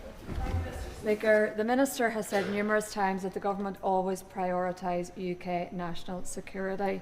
Those words ring hollow whenever we think of the Chinese embassy and the fact that this Government has granted a mega embassy close to underground cables carrying highly sensitive data. Surely, in light of these highly concerning developments, this Government should actually show courage, strength and leadership, and with immediate effect revoke the decision in the interest of national security. With great respect to the Honourable Lady, and I always listen very carefully to what she has to say, because she represents a part of the United Kingdom that I have a long-standing interest in, but she's not right to say what she says about the embassy. I refer her to the comments that have been made by the ISC, comments that have been made by the Director Generals of our security services. The arrangement that underpins the Chinese embassy involves the reduction of the diplomatic estate in London from 7 sites down to 1. I hope, when she looks at it in those terms, the Honourable Lady will understand that there are national security advantages from this proposal. Dr. Luke Evans. Thank you, Mr. Speaker. A Member of Parliament's partner has been accused of spying for China. Now, the Minister's been asked several times, has the Foreign Secretary or the Home Secretary specifically asked and summoned the ambassador to come and explain themselves? If not, Why not? The honourable member, I think, will have heard from my opening remarks that Chinese officials have been démarched both in London and in Beijing. I hope that he will also understand that we are referencing events that happened earlier this morning. Speaker, as Home Secretary, I delivered the National Security Act largely because of the threat posed by China. Now, if the media reports are true, what will the Minister... Well, does the Minister agree that the perception of conflict of interest, compromise and bias are just as damaging as actual conflict of interest, perception, compromise and bias? And will he reassure the House today that the Labour Party will do everything and take appropriate measures to protect the probity of the investigation and maintain public confidence? Yeah.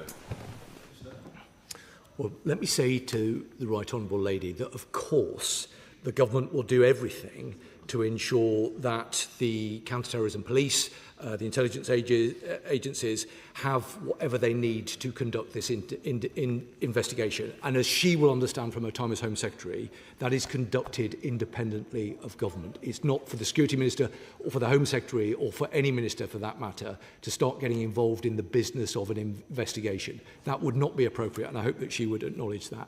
Let me just say something positive to her, because she was Home Secretary when the National Security Act was introduced in 2023. This is a vital piece of legislation.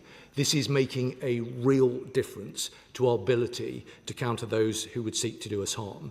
It is a valuable tool in our armoury, but where there is a view that we need to add more tools to that armoury, we will definitely do so. Thank you, Mr. Speaker. The name of the Labour Member of Parliament whose husband has been arrested is widely circulating via the media. I don't intend to name that Member of Parliament, but if the reports are true, that Member of Parliament sits on a select committee that would have information which is sensitive, maybe even secret, and indeed, through totally legitimate means, has visited a number of our defence sites across the country. Has there been, and will there be, an urgent review of what sensitive information that Member of Parliament might have been party to? And, at the appropriate juncture, would he release any correspondence between his department and that Member of Parliament around things like the Chinese embassy and other matters relating to China? Well, Mr. Speaker, on the honourable gentleman's first point, he will understand that membership of a select committee is not a matter for government, but I know that Mr. Speaker will have heard the point that he has made, as have I. In terms of his second point, he will understand that we're dealing with events that took place a couple of hours ago. I haven't seen what is being reported online because I've obviously been here, but I will give consideration to the matter that is raised. Jim. Still one to go, Mr. Speaker. Thank you very much. Can I thank the Minister very much for his answers? Nobody in this House doubts the Minister's commitment to find the answers, to ensure that the truth is out and that justice is done, and I thank him for that, and everybody respects that. I've highlighted when my constituents raised surveillance by the CCP, the Chinese Communist Party, in my constituency. I've highlighted when the APPG for Freedom of Religious Belief that I chair, our website was hacked and information removed that highlighted human rights abuses and persecution in China. The Minister's outlined very clearly what's going to happen here in the mainland. In Northern Ireland, we have a porous border with the Republic of Ireland. CCP authorities regularly cross the border going north and south, little or no checks. The CCP activities in the Republic of Ireland has to be watched.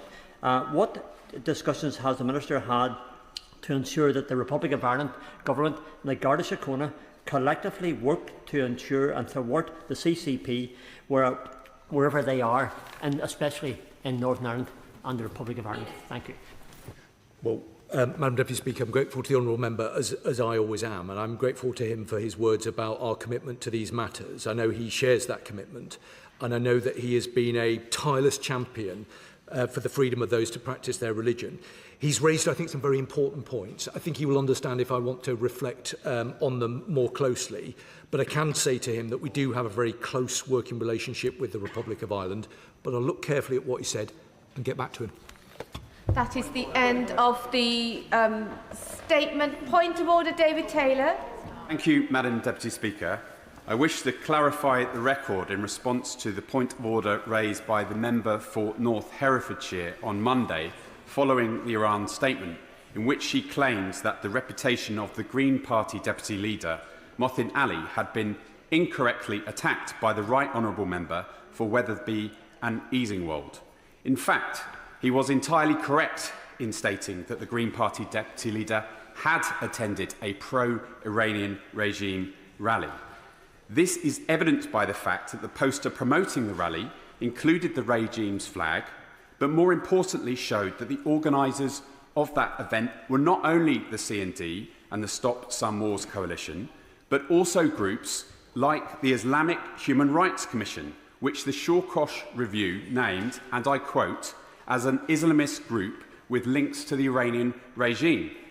There are also photos and video evidence of pro-regime flags, placards and chants, including chants of death to Israel. And finally, I wish to state my belief, despite public comments made by the leader and their other deputy leader of the Green Party, that there was nothing remotely offensive, racist or Islamophobic in either the Right Honourable Member's question or the Prime Minister's response. So, Madam Deputy Speaker, I therefore seek your guidance on how the record may be corrected. I thank the Honourable Member for his point of order. I assume that he informed the Honourable Member for North Herefordshire and the Right Honourable Member for Wetherby and Easingwold for his intention to refer to them. I can see he's nodding affirmatively. As was made clear from the Chair when this matter was raised on a point of order back on Monday, there is a mechanism for correcting the record for any members that wishes to do so, and that is a matter for individual members themselves. The Honourable Member has now placed his own view substantially on the record.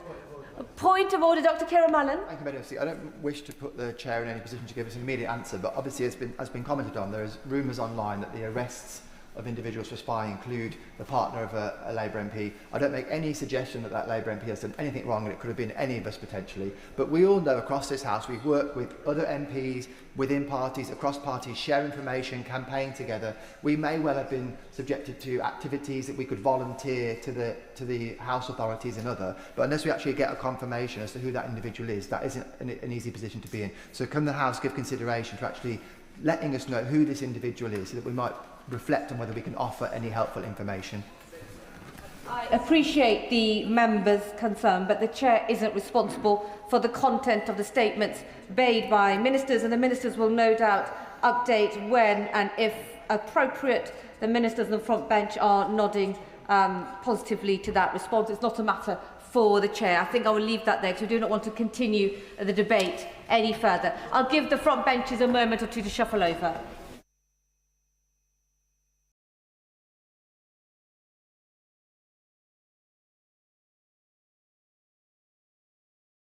Ready. Presentation of Bill. Jeremy Corbyn. Thank you. Military Action Parliamentary Approval number 2 Bill. Second reading what day? Friday the 17th of April, Madam Deputy Speaker. Friday the 17th of April.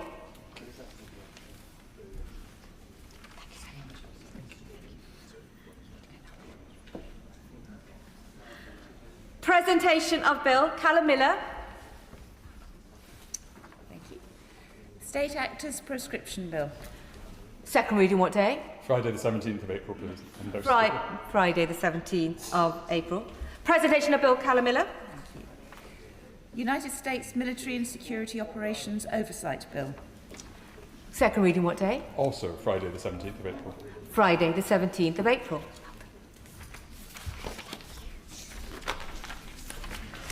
We now come on to the 10-minute rule motion on police declaration, and I call Tanya Antoniazzi.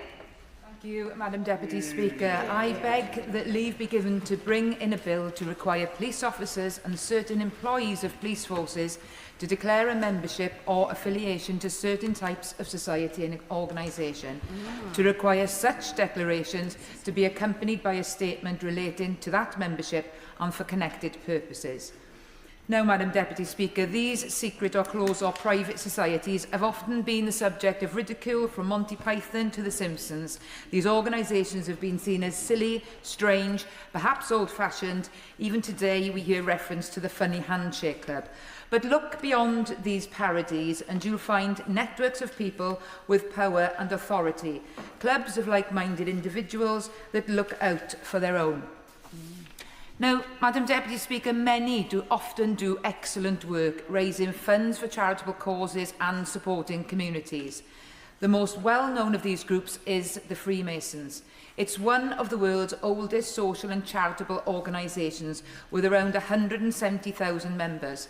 It offers people, community support, and it sets out its 4 core values as integrity, friendship, respect and service. And I've met several members who are loud and proud to belong.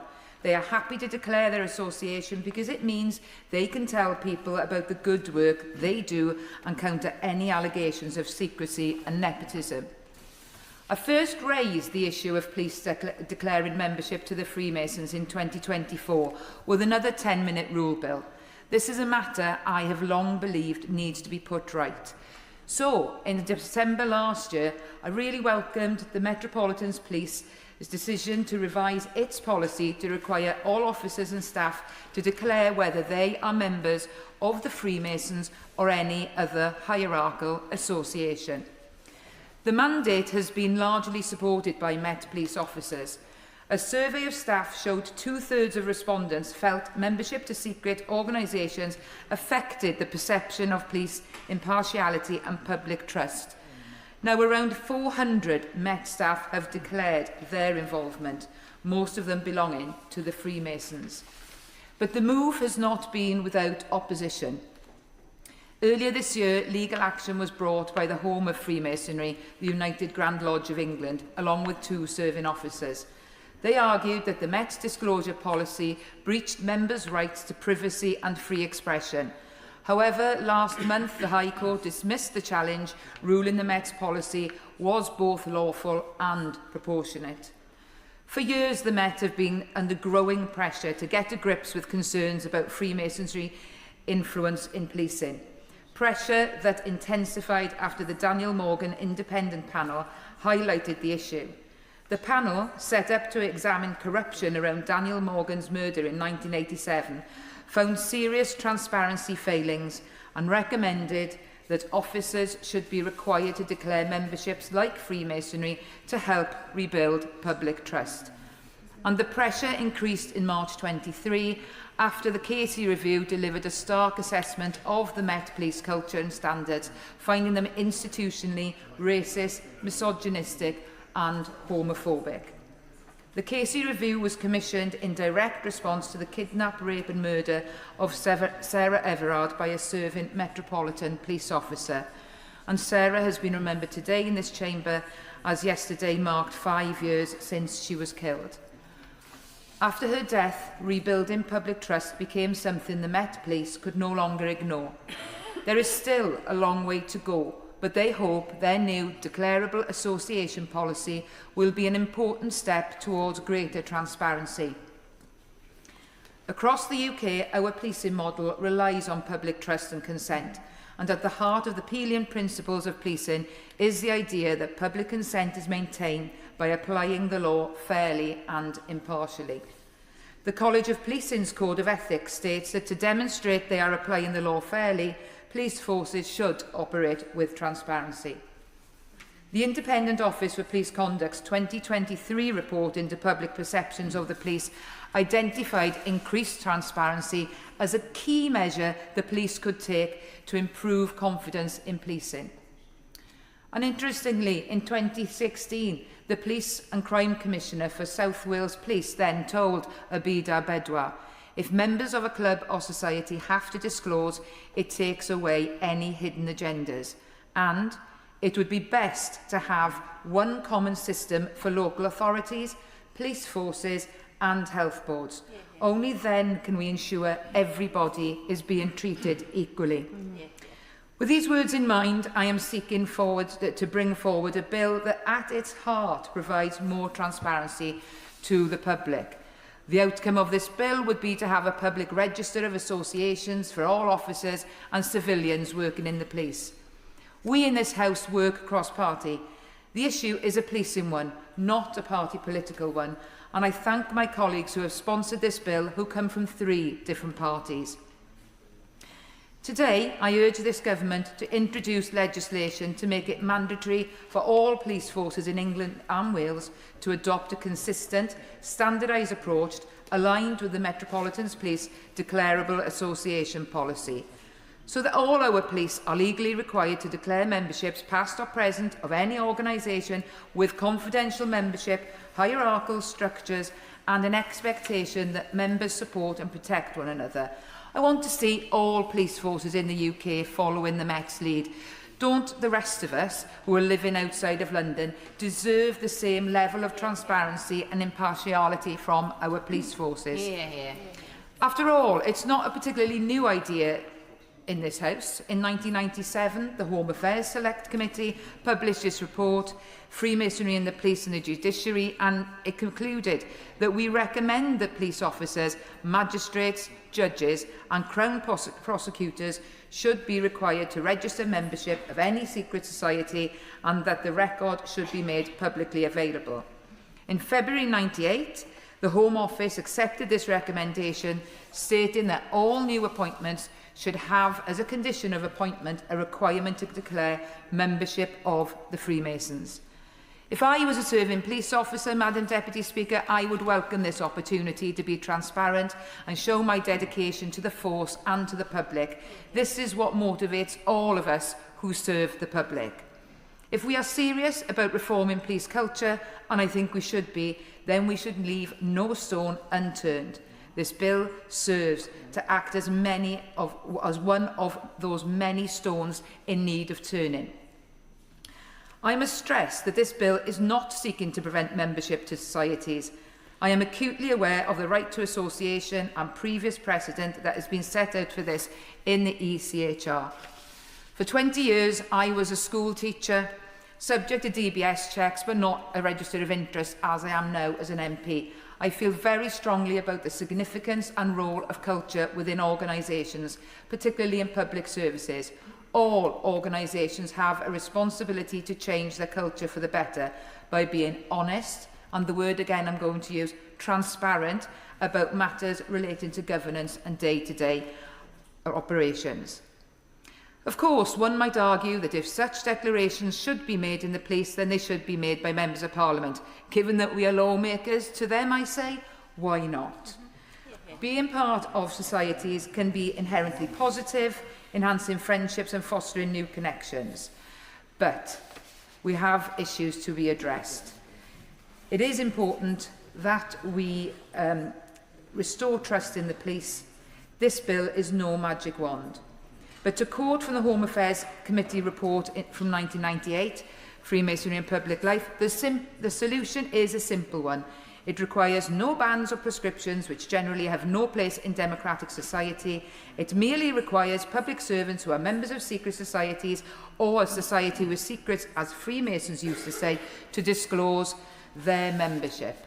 Now, Madam Deputy Speaker, it is time to move beyond secrecy in all police forces across the UK.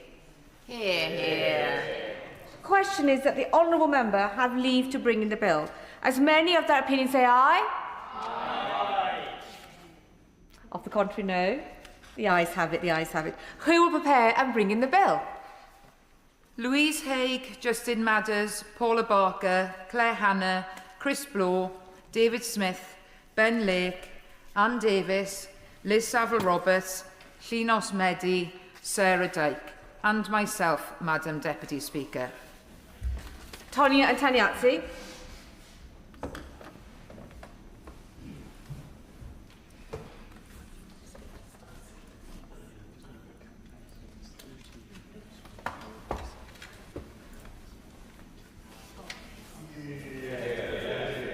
Keep it steady now, keep it steady.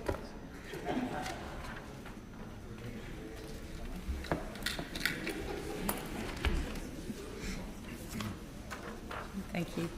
Police Declaration Bill. Second reading what day? Friday the 17th of April. Friday the 17th of April. Right, the front benches want to quickly shuffle over.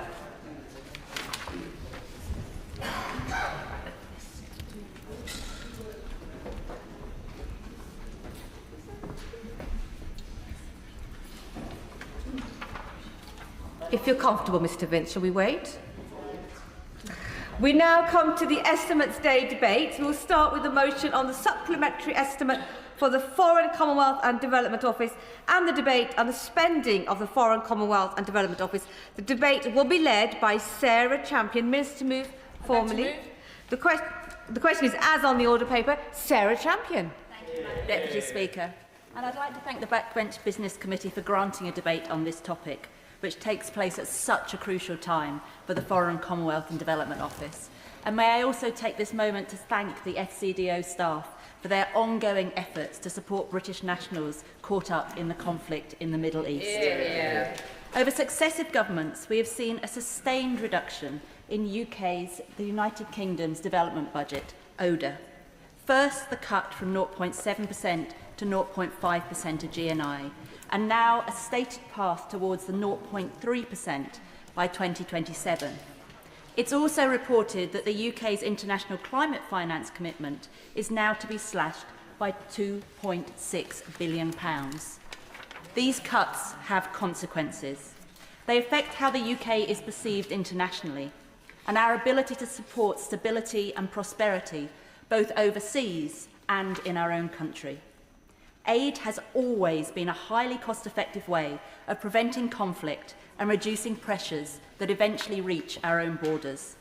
It allows girls to be educated, women to work, farmers to feed their communities, and disease to be challenged and contained, and civil society to hold governments to account.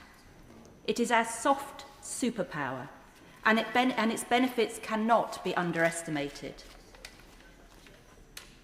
FCDO, as this weekend has proved, is constantly dealing with fast-shifting geopolitical sands. In this current financial year, we see further cuts as part of its supplementary estimate to both FCDO's day-to-day and investment spending, both of which have reduced quite dramatically, day-to-day by £457 million and investment spending by £228 million. Most of these cuts are focused on the ODA budget, though Parliament has not yet provided details showing exactly where these reductions will fall. I will, of course, give way. Madam Speaker, first of all, can I commend Honourable for Rotherham, champion by name and champion by conviction. And we're very, very pleased to see her in the place that she is and what she does, and we thank her very much. I think sometimes, Madam Deputy Speaker, there are opportunities for partnerships. For instance, partnerships with churches who are very active for my constituency in Zimbabwe and Malawi, in Swaziland, in Kenya, in Uganda, in Nigeria, as examples. And there's perhaps a way of partnering with these church groups and with those NGOs and individuals who have an interest in helping. Does the Honourable Lady feel that maybe that's something that the Minister should take on board and government should look at as well? Thank you. I thank my honourable friend for his kind words, but also for the sentiments, because of course faith communities do so much internationally because it is the right thing to do, but they should be complementing what governments are doing. And at the moment, we know the scale of the cuts, we don't know the distribution, and it is not fair for the philanthropic kindness to be looking to fill those gaps. We know that reductions are taking place. But, Minister, we do not know which programmes will be impacted. And that's not just us in this House. That is the people on the front line trying their very best to deliver these programmes to the very poorest. On that point, please. I thank my honourable friend for giving way, and I appreciate that she may well give the answer that we don't know, which I think is the point she's making. But I've asked a number of questions to the Minister and actually had some very good answers. I'm not just saying that because he's in his place. About the UK leading on the eradication of polio. So how reassured and how have you asked questions of the department to ensure that the UK remains a leading figure in the eradication of polio worldwide?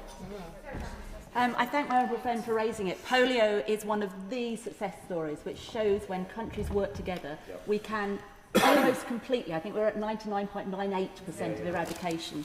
And so I urge the Minister not to step away from this programme. But FCDO has indicated that more information will be released about programmes like the polio, which is going to set out ongoing further funding for ODA projects soon. But at present, let us be realistic. Members are being asked to vote on billions of spending authority without having that complete picture. This greatly limits our ability to assess the real-world implications of the government's decisions. This uncertainty has consequences for long-term partnerships, for humanitarian operations, and for communities that are relying on our support. The estimate also raises questions about staffing and our capability.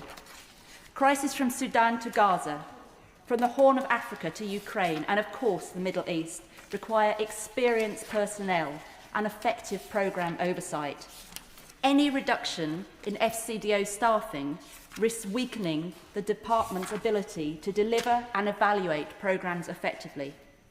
In this context, the fact that the FCDO faces cuts to its headcounts seems incredibly short-sighted.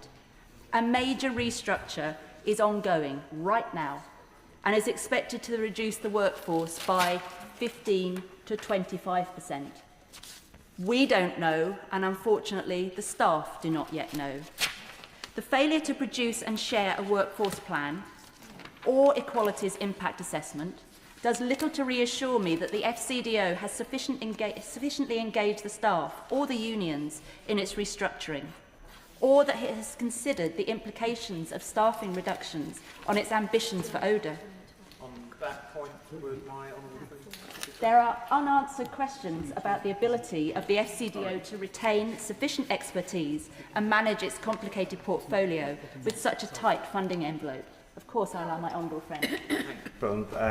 Honourable friend for making a very powerful and pertinent speech. One of the big shifts is from aid to trade, and as a trade envoy we're trying to deliver some of our aid ambitions through trade relationships, but if we just don't have those people available, there is no way that we can even make that shift. So I know she has already started to talk along the importance of making sure that we have people present, but could she elaborate on just how important it is to make sure that we have people retained in the country to deliver the transition that we expect to see? My honourable friend is absolutely right, and of course we have FCDO and trade staff working together to support the work that he and many others are doing. And trade is fantastic. It is something that we support. I support BII, and I will come on to them in a moment. But that is not something that can stand alone. Our ODA money is there to support the very poorest in the world, to hopefully enable them to get to a point through training, through education, through entrepreneurial skills, to then be a trading partner with the UK. And I will, of course. She makes a very important point about how we develop communities and individuals. Does she agree with me that actually cooperatives have a really important role to play in economic development, because not only do they create jobs, they give people a stake in the future of those jobs too? I absolutely agree with my right honourable friend, and one of the ways, well the only way that I'm aware that cooperatives start are by groups of local people coming together. And that's what FCDO and ODA money is particularly good at doing, supporting civil society. I mentioned holding governments to account, but of course it's the economic empowerment that comes from communities being involved in the development of their own countries that we have supported so well for decades, and I really hope we're able to continue doing that. One of my concerns is the likely money that's going to be spent on staff redundancies, and of course I would argue that would be much better spent on furthering British priorities overseas. There are also, of course, pressures on the wider network of institutions that further UK's interests overseas, such as the British Council and the BBC World Service. These institutions play a really important role in projecting the UK's soft power, and they require stable and predictable funding. And although more funding has been provided at the supplementary estimates, this is following a long period of damaging uncertainty, which has really weakened our hand. Inadequate transparency over aid spending has been a persistent theme for the last few years. I'm proud of the work my committee has done to shine a light on where aid cuts have fallen and the impact of this. I'm also extremely grateful to the excellent support provided by my committee staff and the House of Commons Financial Scrutiny Unit in this task. But we do not do this work alone. Independent scrutiny bodies, such as the Independent Commission for Aid Impact, ICAI, play a central role in maintaining transparency and accountancy and making sure that members of this House have the information that we need. I'm deeply concerned that ICAI may be axed as part of these cuts, and I really hope the Minister is able to give us some reassurance that I am wrong in that. This estimate debate sits within a broader shift in the UK's aid strategy towards investment-led development. This is evident in the nearly £500 million of funding for British International Investment, BII, this year. BII is a model built on long-term investments rather than rapid humanitarian response. However, this raises questions about the breadth of our development portfolio and whether we are still there to help the poorest of the poor if we do not have the other support that underpins BII. Of course. I thank the Chair of the International Development Committee for her opening remarks, and indeed I echo the sentiments of the Honourable Member for Strangford. But does she agree with me that it was extremely disappointing that the previous government, and indeed this government, didn't follow the recommendation of the International Development Committee that there should be someone from the Foreign Commonwealth Development Office on the board of BII to ensure that BII is actually aligned with government strategy, not to make investment decisions, but to ensure that it is aligned with government policy? Thank my honourable friend and fellow committee member, and I absolutely share his sentiment. So BII, for those that don't know, is our development bank. The FCDO is its sole stakeholder, and it does seem very short-sighted and out of line with other international development banks that we do not have a seat at the board, even if it was a non-voting seat. So yes, I urge the Minister to consider that report that we did and the recommendations. And I do genuinely recognise the excellent, truly excellent work that BII does. But it is a strategy. I will, of course, give way on that point. I thank her for giving way, and I declare an interest as a former employee of BII. And if I might just gently share my disagreement with the members opposite and with the Chair on this point, because whilst it's incredibly important that our development finance institutions adhere to the CDO's strategy, my personal experience of having kind of politicisation of some of these state-backed financial institutions is that it can end up in a sort of lurching to and fro. And does she share some of my concerns about the potential for that kind of political influence on some of those institutions? I do share your concern. I don't agree with you about the board point. But if we look at the countries that BII under the last government was asked to focus on, political interference, if you want to call it that, is alive and well. And I agree, we should, when we invest in organisations, we should trust them to do the job. But that requires scrutiny. And so I go back to my point that I'm very concerned if ICAI is cut. Let me move away from BII. Madam Deputy Speaker, today's debate gives members a crucial and timely opportunity to influence the government's approach to funding for FCDO and overseas aid. We face a combination of a diminished budget, a change of strategic direction, and all happening at a time of unprecedented global need. Parliament must insist on clarity about where cuts will fall. We must also insist on reassurance that development expertise will be protected and confidence that the United Kingdom's aid spending remains focused on reducing poverty, supporting development, humanitarian need, and contributing to global stability. This House rightly places a premium on transparency, accountability, and value for money. Every pound now matters more than ever, and let us be reminded as I frequently am, that it is the taxpayers' pound that we are overseeing.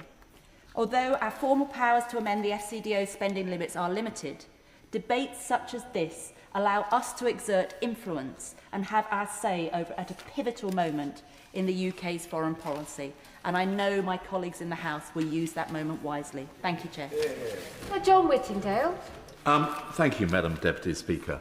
And I'm very grateful for this opportunity to debate the future spending of the Foreign Office. The Foreign Affairs Committee, which I sit on, has shared the concern expressed by the Honourable Lady about the impact of the settlement, which is going to result in significant reductions in the headcount within the department, and we have tried in vain to discover exactly how that is going to impact on the different activities of the Foreign Office. But it seems to me utterly extraordinary that at a time when the world is becoming ever more a dangerous place and the need for British diplomacy and British soft power increases, that we should be cutting back spending on the Foreign Office. I fully support the ambition of the government, indeed press the government to go further to increase spending on defence. But soft power is as important as hard power. And actually, that is the area on which this country has built an extraordinary reputation for effectiveness, and yet we are potentially going to cut it back just at the time when it is needed most. I would ask the Minister specifically to say what is the future of the Soft Power Council, which was set up by the last Foreign Secretary, something I strongly welcomed. The Foreign Affairs Committee took evidence about the work of the Soft Power Council, but it has gone very quiet in recent months, and I hear disturbing rumours that it is no longer regarded as a priority by the department. So I hope he will be able to assure me that that is not the case in his response. There are three areas of Foreign Office funding that I specifically want to touch on. The first, which was mentioned by the Honourable Lady, is the BBC World Service. It is the case that the need for reliable, trusted information around the world is greater than it has ever been before. And yet, at this time, we are seeing the withdrawal from that of America. Voice of America, Radio Free Europe, Radio Free Asia have all been cut right back and leaving a gap which I was told this morning is being filled by Russia and China. It means that the BBC World Service becomes even more important as virtually the sole reliable source to which people can turn. And yet now I understand the BBC World Service have still not been told how much money they're going to get in 2026-27. I was allowed to appear with the Public Accounts Committee a few weeks ago when we had the Director General of the BBC and the Director of the World Service ahead, who said to us how impossible it is to plan ahead if they don't know how much money they're going to get. And yet now here we are, weeks later, with just a few weeks to go before the beginning of the financial year, and they have not been told. So I would ask the Minister to confirm whether or not the BBC World Service are in a position to receive the news of how much they're going to get, and also to press him to increase that money, because originally the BBC World Service were told that they should plan for either a real terms freeze or indeed a possible cash cut. And this comes at the same time that the licence fee is under pressure and the BBC are making reductions on their contribution to the World Service through the licence fee. So it is subject to a double squeeze. And I have said before, I have considerable sympathy with the World Service, but actually the right mechanism of funding is through the government and the Foreign Office, and I support the BBC's request that the government do consider moving back to a position where it is fully funded by the government. The second area I want to touch on is the British Council. Now, the British Council, we know, face huge challenges, principally as a result of the loan that was advanced to them during the time of COVID, And unlike many other organisations which were given loans and were not required to repay them, the British Council is being required to repay the loan, even though it appears there is almost no prospect of their being able to do so. In fact, at the moment, the British Council's outgoings are greater than its income. So not only can they not pay the loan, they are not even currently viable.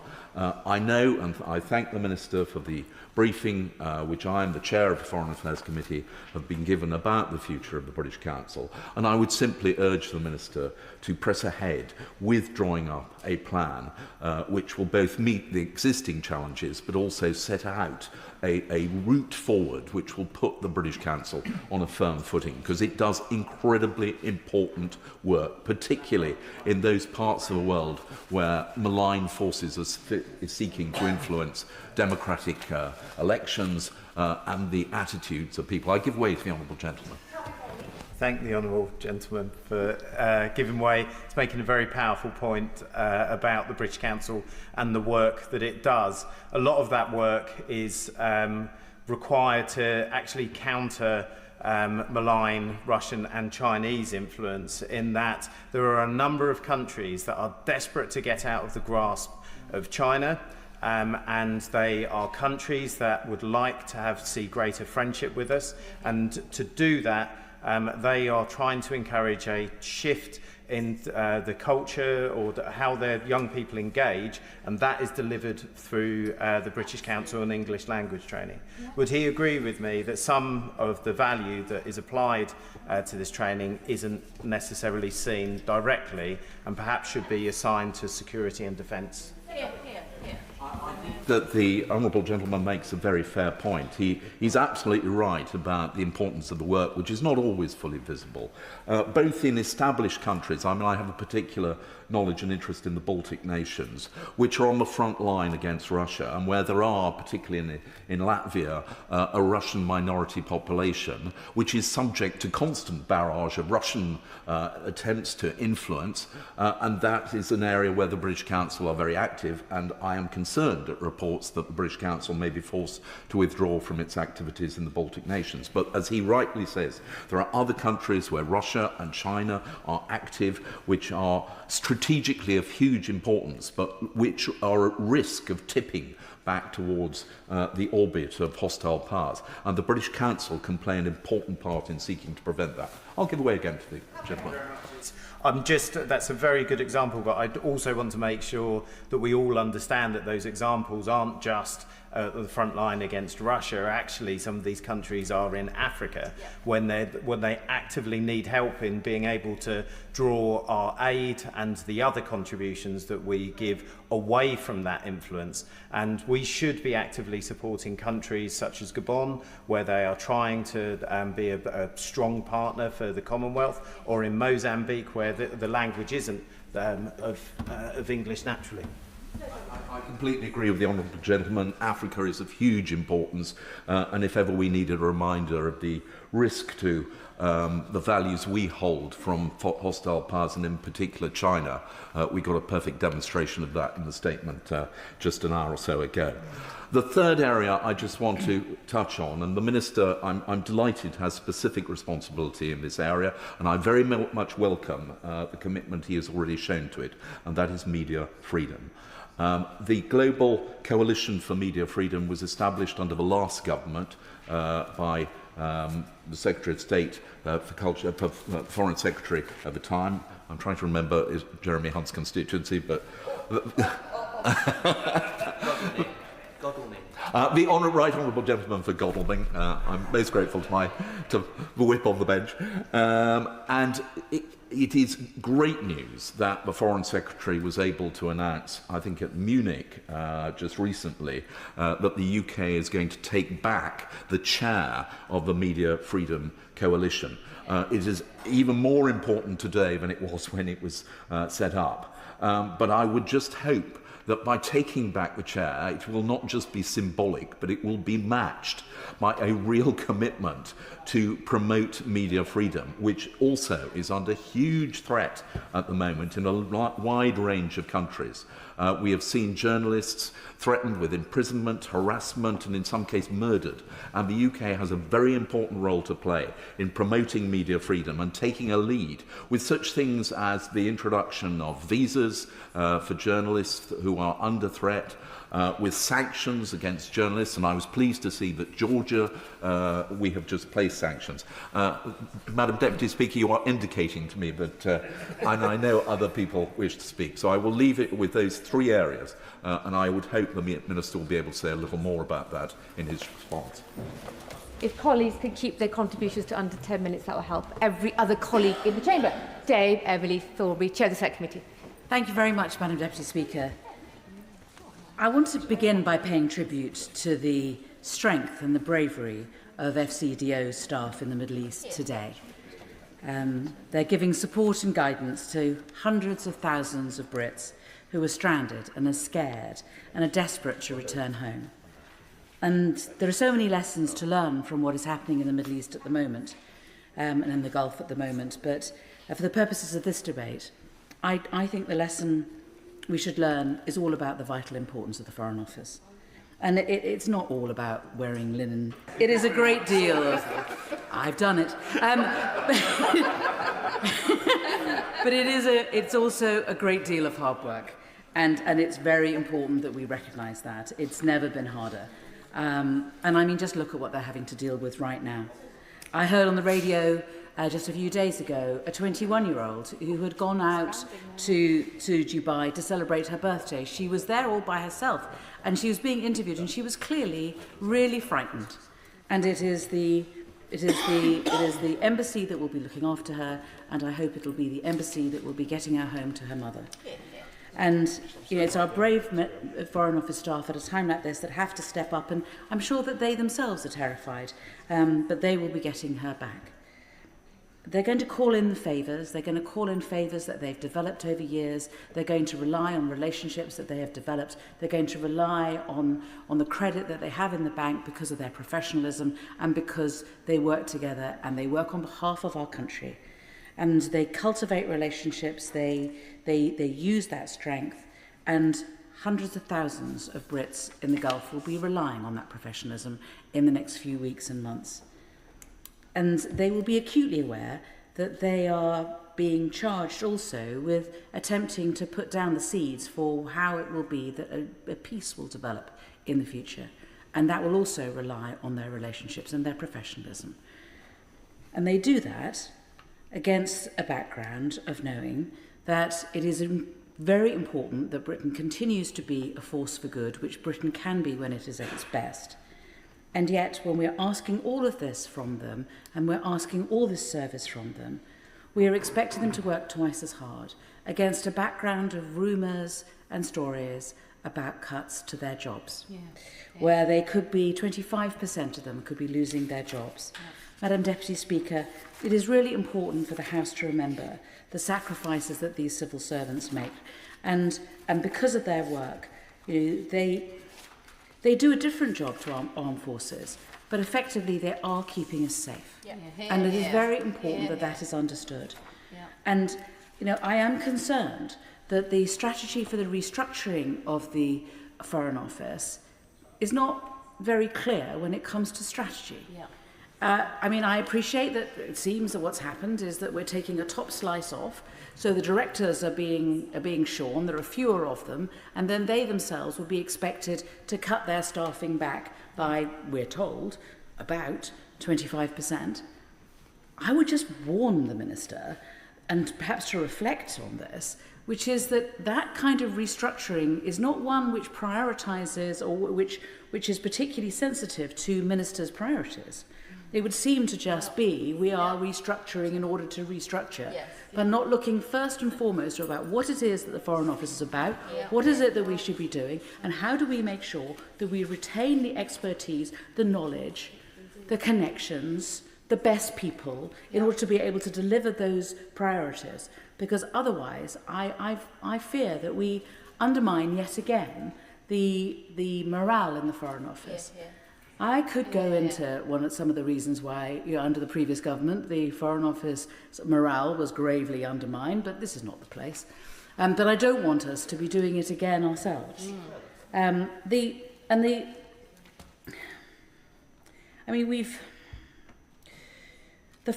So in the limited time that I have, I'm not going to go into any more details. I think what I'm going to do, given how little time there is, what I want to do is I want to say this. I share the Right Honourable Gentleman's concern about the British Council. He is of great expertise. We have had private meetings. We have had public meetings. We've had the NAO over. We've sent our own auditors into that. We've spoken to the unions. We are doing everything we can as a Foreign Affairs Committee to support the Foreign Office to ensure that the British Council, when it is restructured in a way that is for the benefit of our country and the benefit of our culture and the benefit of soft power. And we are watching you carefully, that's all I'm saying at this stage. May I move on then, perhaps? Given the time that I have left, I have promised myself to give myself full range until the Deputy Speaker stops me, to talk about the I think one of the most important things that we do as a country, which is that we support the BBC. Across the world, there are countries that are using huge amounts of money. £8 billion China and Russia are using on their global news platforms every year to spread lies. And we have, against that Goliath, the David that is the BBC. But the advantage the BBC has is that it is a badge of truth like no other organisation. I mean, other countries would just die to have this. We have this. We have the BBC. We have the World Service. People turn on the World Service. They turn over from other channels when a war has been called. They turn over and they go, let's see what the BBC is saying, because they want to know what the truth is and not just the nonsense and not just the spin. And what are we doing at this time? At this time, when there is a new type of warfare, the new type of warfare, which is not about guns. It is not about tanks rolling over the hills. It is about the war for people's minds. And that war for people's minds is about the promotion of lies. And that is the new type of warfare. And we are so complacent about it. We are not sufficiently alive to how much manipulation is going on. And we are allowing this jewel, this gift that Britain could give to the world, to diminish. Why are we doing this?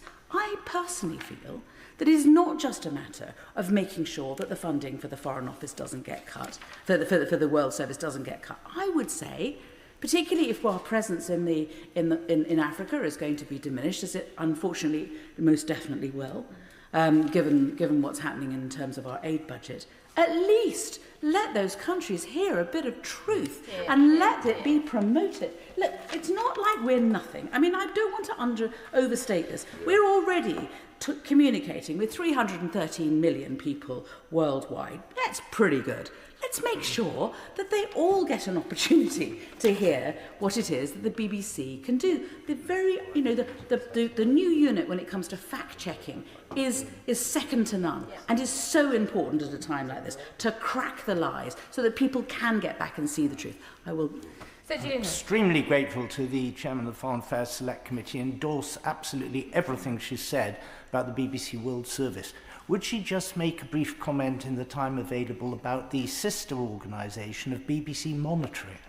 The monitoring service used to have a modest ring-fenced grant from the Foreign Commonwealth Office, as it then was. This was done away with, and it is now entirely dependent on the BBC's wider organisation for its funding. Is it not long overdue that the dedicated ring-fence grant for BBC Monitoring, which filters out all the most interesting comments that other countries' broadcasters are saying, was restored? I don't think I need to repeat the points that the Right Honourable Gentleman has made, and he's made them very well. But perhaps I could go to a specific, which is, of course, at this time, BBC Persian. BBC Persian. You look at the incredible work that they're doing. They are sharing vital, life-saving information to millions of Iranians suffering right now in internet blackouts. You know, the ones that are doing the fact-checking, they are a source of truth. They are an independent voice. They are not propaganda. And if you want to see how effective they are, all you have to do is look at the fact that the regime absolutely loathes them. So if you need a badge of truthful and gold star, that must be it by itself. Why are we not supporting more? Why is it that the Arab radio station that was on in Lebanon got cut, and guess what? Sputnik took over the airways straight afterwards. I mean, what are we doing? What is the matter? This must be a priority, in my opinion. I will finish with this because I can see the beady eye of the Deputy Speaker on me as we speak. Let me give this I think, which is the best example. I was told that where the BBC the World Service is growing more than anywhere else, is in the fringes of China, is in the countries around the edge of China, and it's the TikTok accounts, the BBC TikTok accounts. And what story does that tell you? It tells you that young people want the truth, and they are desperate to find it, and they're doing it in the way that young people do through TikTok, but they go to the good old BBC. David Murdoch.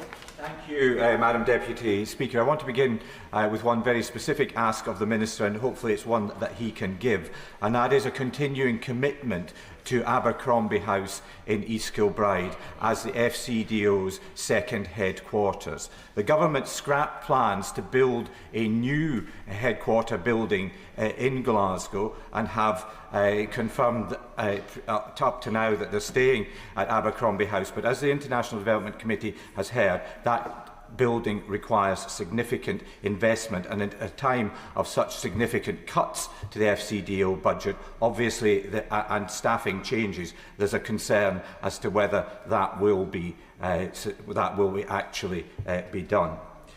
Turning as a member of the International Development Committee to the issue of ODA and development finance. As the FT reported, recent analysis from the Centre for Global Development reveals a startling reality: that this Labour government is presiding over cuts to our overseas aid budget that are not only deeper but faster than those being implemented by the Trump administration across the water. I can't believe that that was the objective of a government that said that it wanted to achieve global leadership on these matters. And I do understand the necessity of financial discipline and, of course, the funding pressures that the Treasury are wrestling with, even if some of them are self-inflicted. I've often argued in this House that we must be pragmatic and strategic with our development resources, looking for where we can make the best and most profound difference. I don't think, as the chair of the committee has said, scrapping ICAI, which is monitoring how we get value, is the best way forward in achieving that. And there's been some very significant and important ICAI reports, such as the 2020 report, which highlighted how much value the government got from investment in nutrition for every pound that was spent. And that's why, as a champion of nutrition, I've long supported the Child Nutrition Fund. With a relatively modest investment by the UK government, this fund can leverage philanthropic and private capital whilst mobilising domestic resources to dramatically improve the well-being of millions of women and children. And the Child Nutrition Fund, in my view, is something that does meet the test of public expectations for ODA funding, that of food in stomachs and JAGs in arms. Now, I've also supported, because I realise that we are in a changing world, the IDC's inquiry into the future shape of aid. And we do recognise that things will have to be different, but we want to see leadership from the UK government in this regard, and we want to see a plan. When the UK government is slashing development spending to the extent to which it is, by some 27% by 2027, as I've said, outpacing the reductions proposed in Washington, one must ask how this stacks up against other government objectives and where is the plan.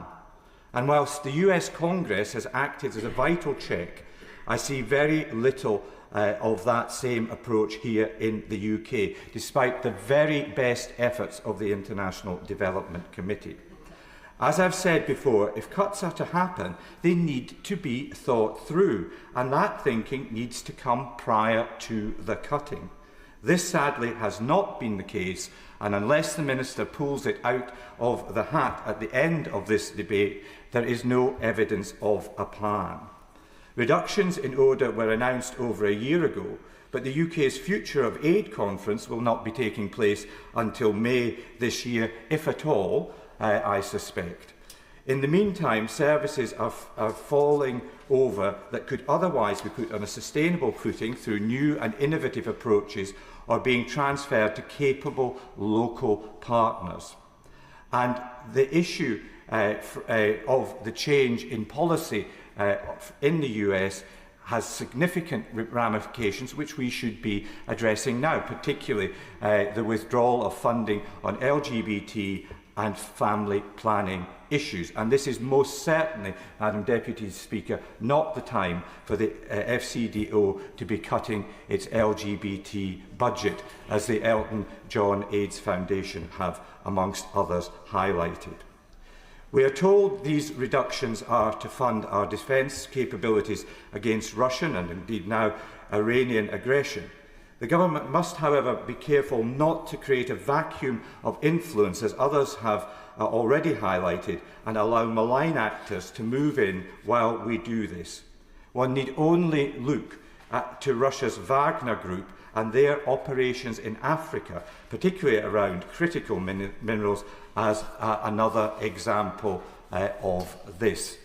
Now, as a co-chair of the APPG on HIV/AIDS, I want my final remarks to focus specifically on the impact of the changes on the fight against HIV and AIDS. And I particularly commend the Independent newspaper and their correspondent Belle True for highlighting some of these issues. Last November, I was pleased to be able to welcome the government's pledge of £850 million to the Global Fund to fight AIDS, tuberculosis and malaria. In a time of tight resources, it does offer real value for money, dealing directly with devastating and widespread diseases, but also building the capacity in the health systems of partner countries. It can be a crucial pathway to ending dependency.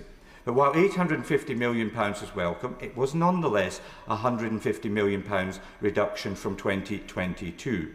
And it was also coupled with uncertainty for other organisations like the Robert Carr Fund, Unit Aid and UN AIDS. The One campaign expect this shortfall to result in a very tangible 250,000 additional deaths and 1 million new infections. Here in the UK, the government's ability to reach our own target of zero new transmissions by 2030 would be imperilled by rising rates of HIV elsewhere. And the UK's life sciences and pharmaceutical sector will also suffer, for whom the Global Fund, amongst other organisations, is such an important partner. Madam Deputy Speaker, what that tells us, as we've heard already, is that these reductions come at a cost, particularly if they are not thought through. They come at a cost of influence, the economy and, sadly, lives. At the end of this debate, I want to hear from the Minister what the government's plan actually is. Everybody understands there will be reductions, but they must be on a planned basis. Speaking limit of 7 minutes. Noah Law. The government is cutting our aid budget by a third, from 0.5 to 0.3% of national income by 2027, the steepest reduction in a generation, driven by the defence spending review. Now, much has already been said on this, and I'm not here to simply oppose these cuts or argue that in the current climate we must instantly reverse them, and perhaps it is precisely the right moment in the arc of economic history to ask how we do more with less, and what are we actually buying with this money, and how can we get to a point where we can say hand on heart to our constituents that we know what the impact of our spend is. The FCDO's own stated aims remain that alleviating poverty and stabilising countries to enable them to go on that journey themselves, and that's the right ambition. But the model we have used to deliver that has for far too long been confused. We often hear of the financing gaps, the trillions that must be filled to meet the Sustainable Development Goals and to overcome the challenge of climate change. But the reality is that overseas development assistance cannot so much as touch the sides in all of this. And furthermore, we know that our developing country partners across the world over, want investment primarily, not aid, partnership, not paternalism. But to unleash that investment, we must ensure that we level the financial playing field and build the capital markets, public and private, in these countries that ultimately drive growth and prosperity. Global debt reform, an area in which the City and the English courts could play a globally leading role, is just one of many ways in which we can strengthen the macroeconomic stability and financial capacity that these countries so desperately need. Less aid needs not by any means mean less investment overall. It means we can no longer afford the luxury, or at worst, of waste, we can no longer afford the luxury of, at worst, waste, but at best, misallocation of resources.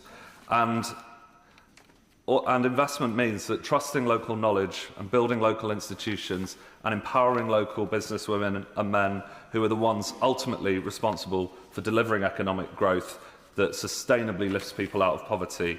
With my honourable friend, I will give way on that point. Thank you, Madam Deputy Speaker. My honourable friend is giving an excellent speech, and I think very powerful points being made. Would he agree with me that many development charities have made these points for some time, including Oxfam, CAFOD and many others, and this is a well-known approach in their experience? I greatly welcome my honourable friend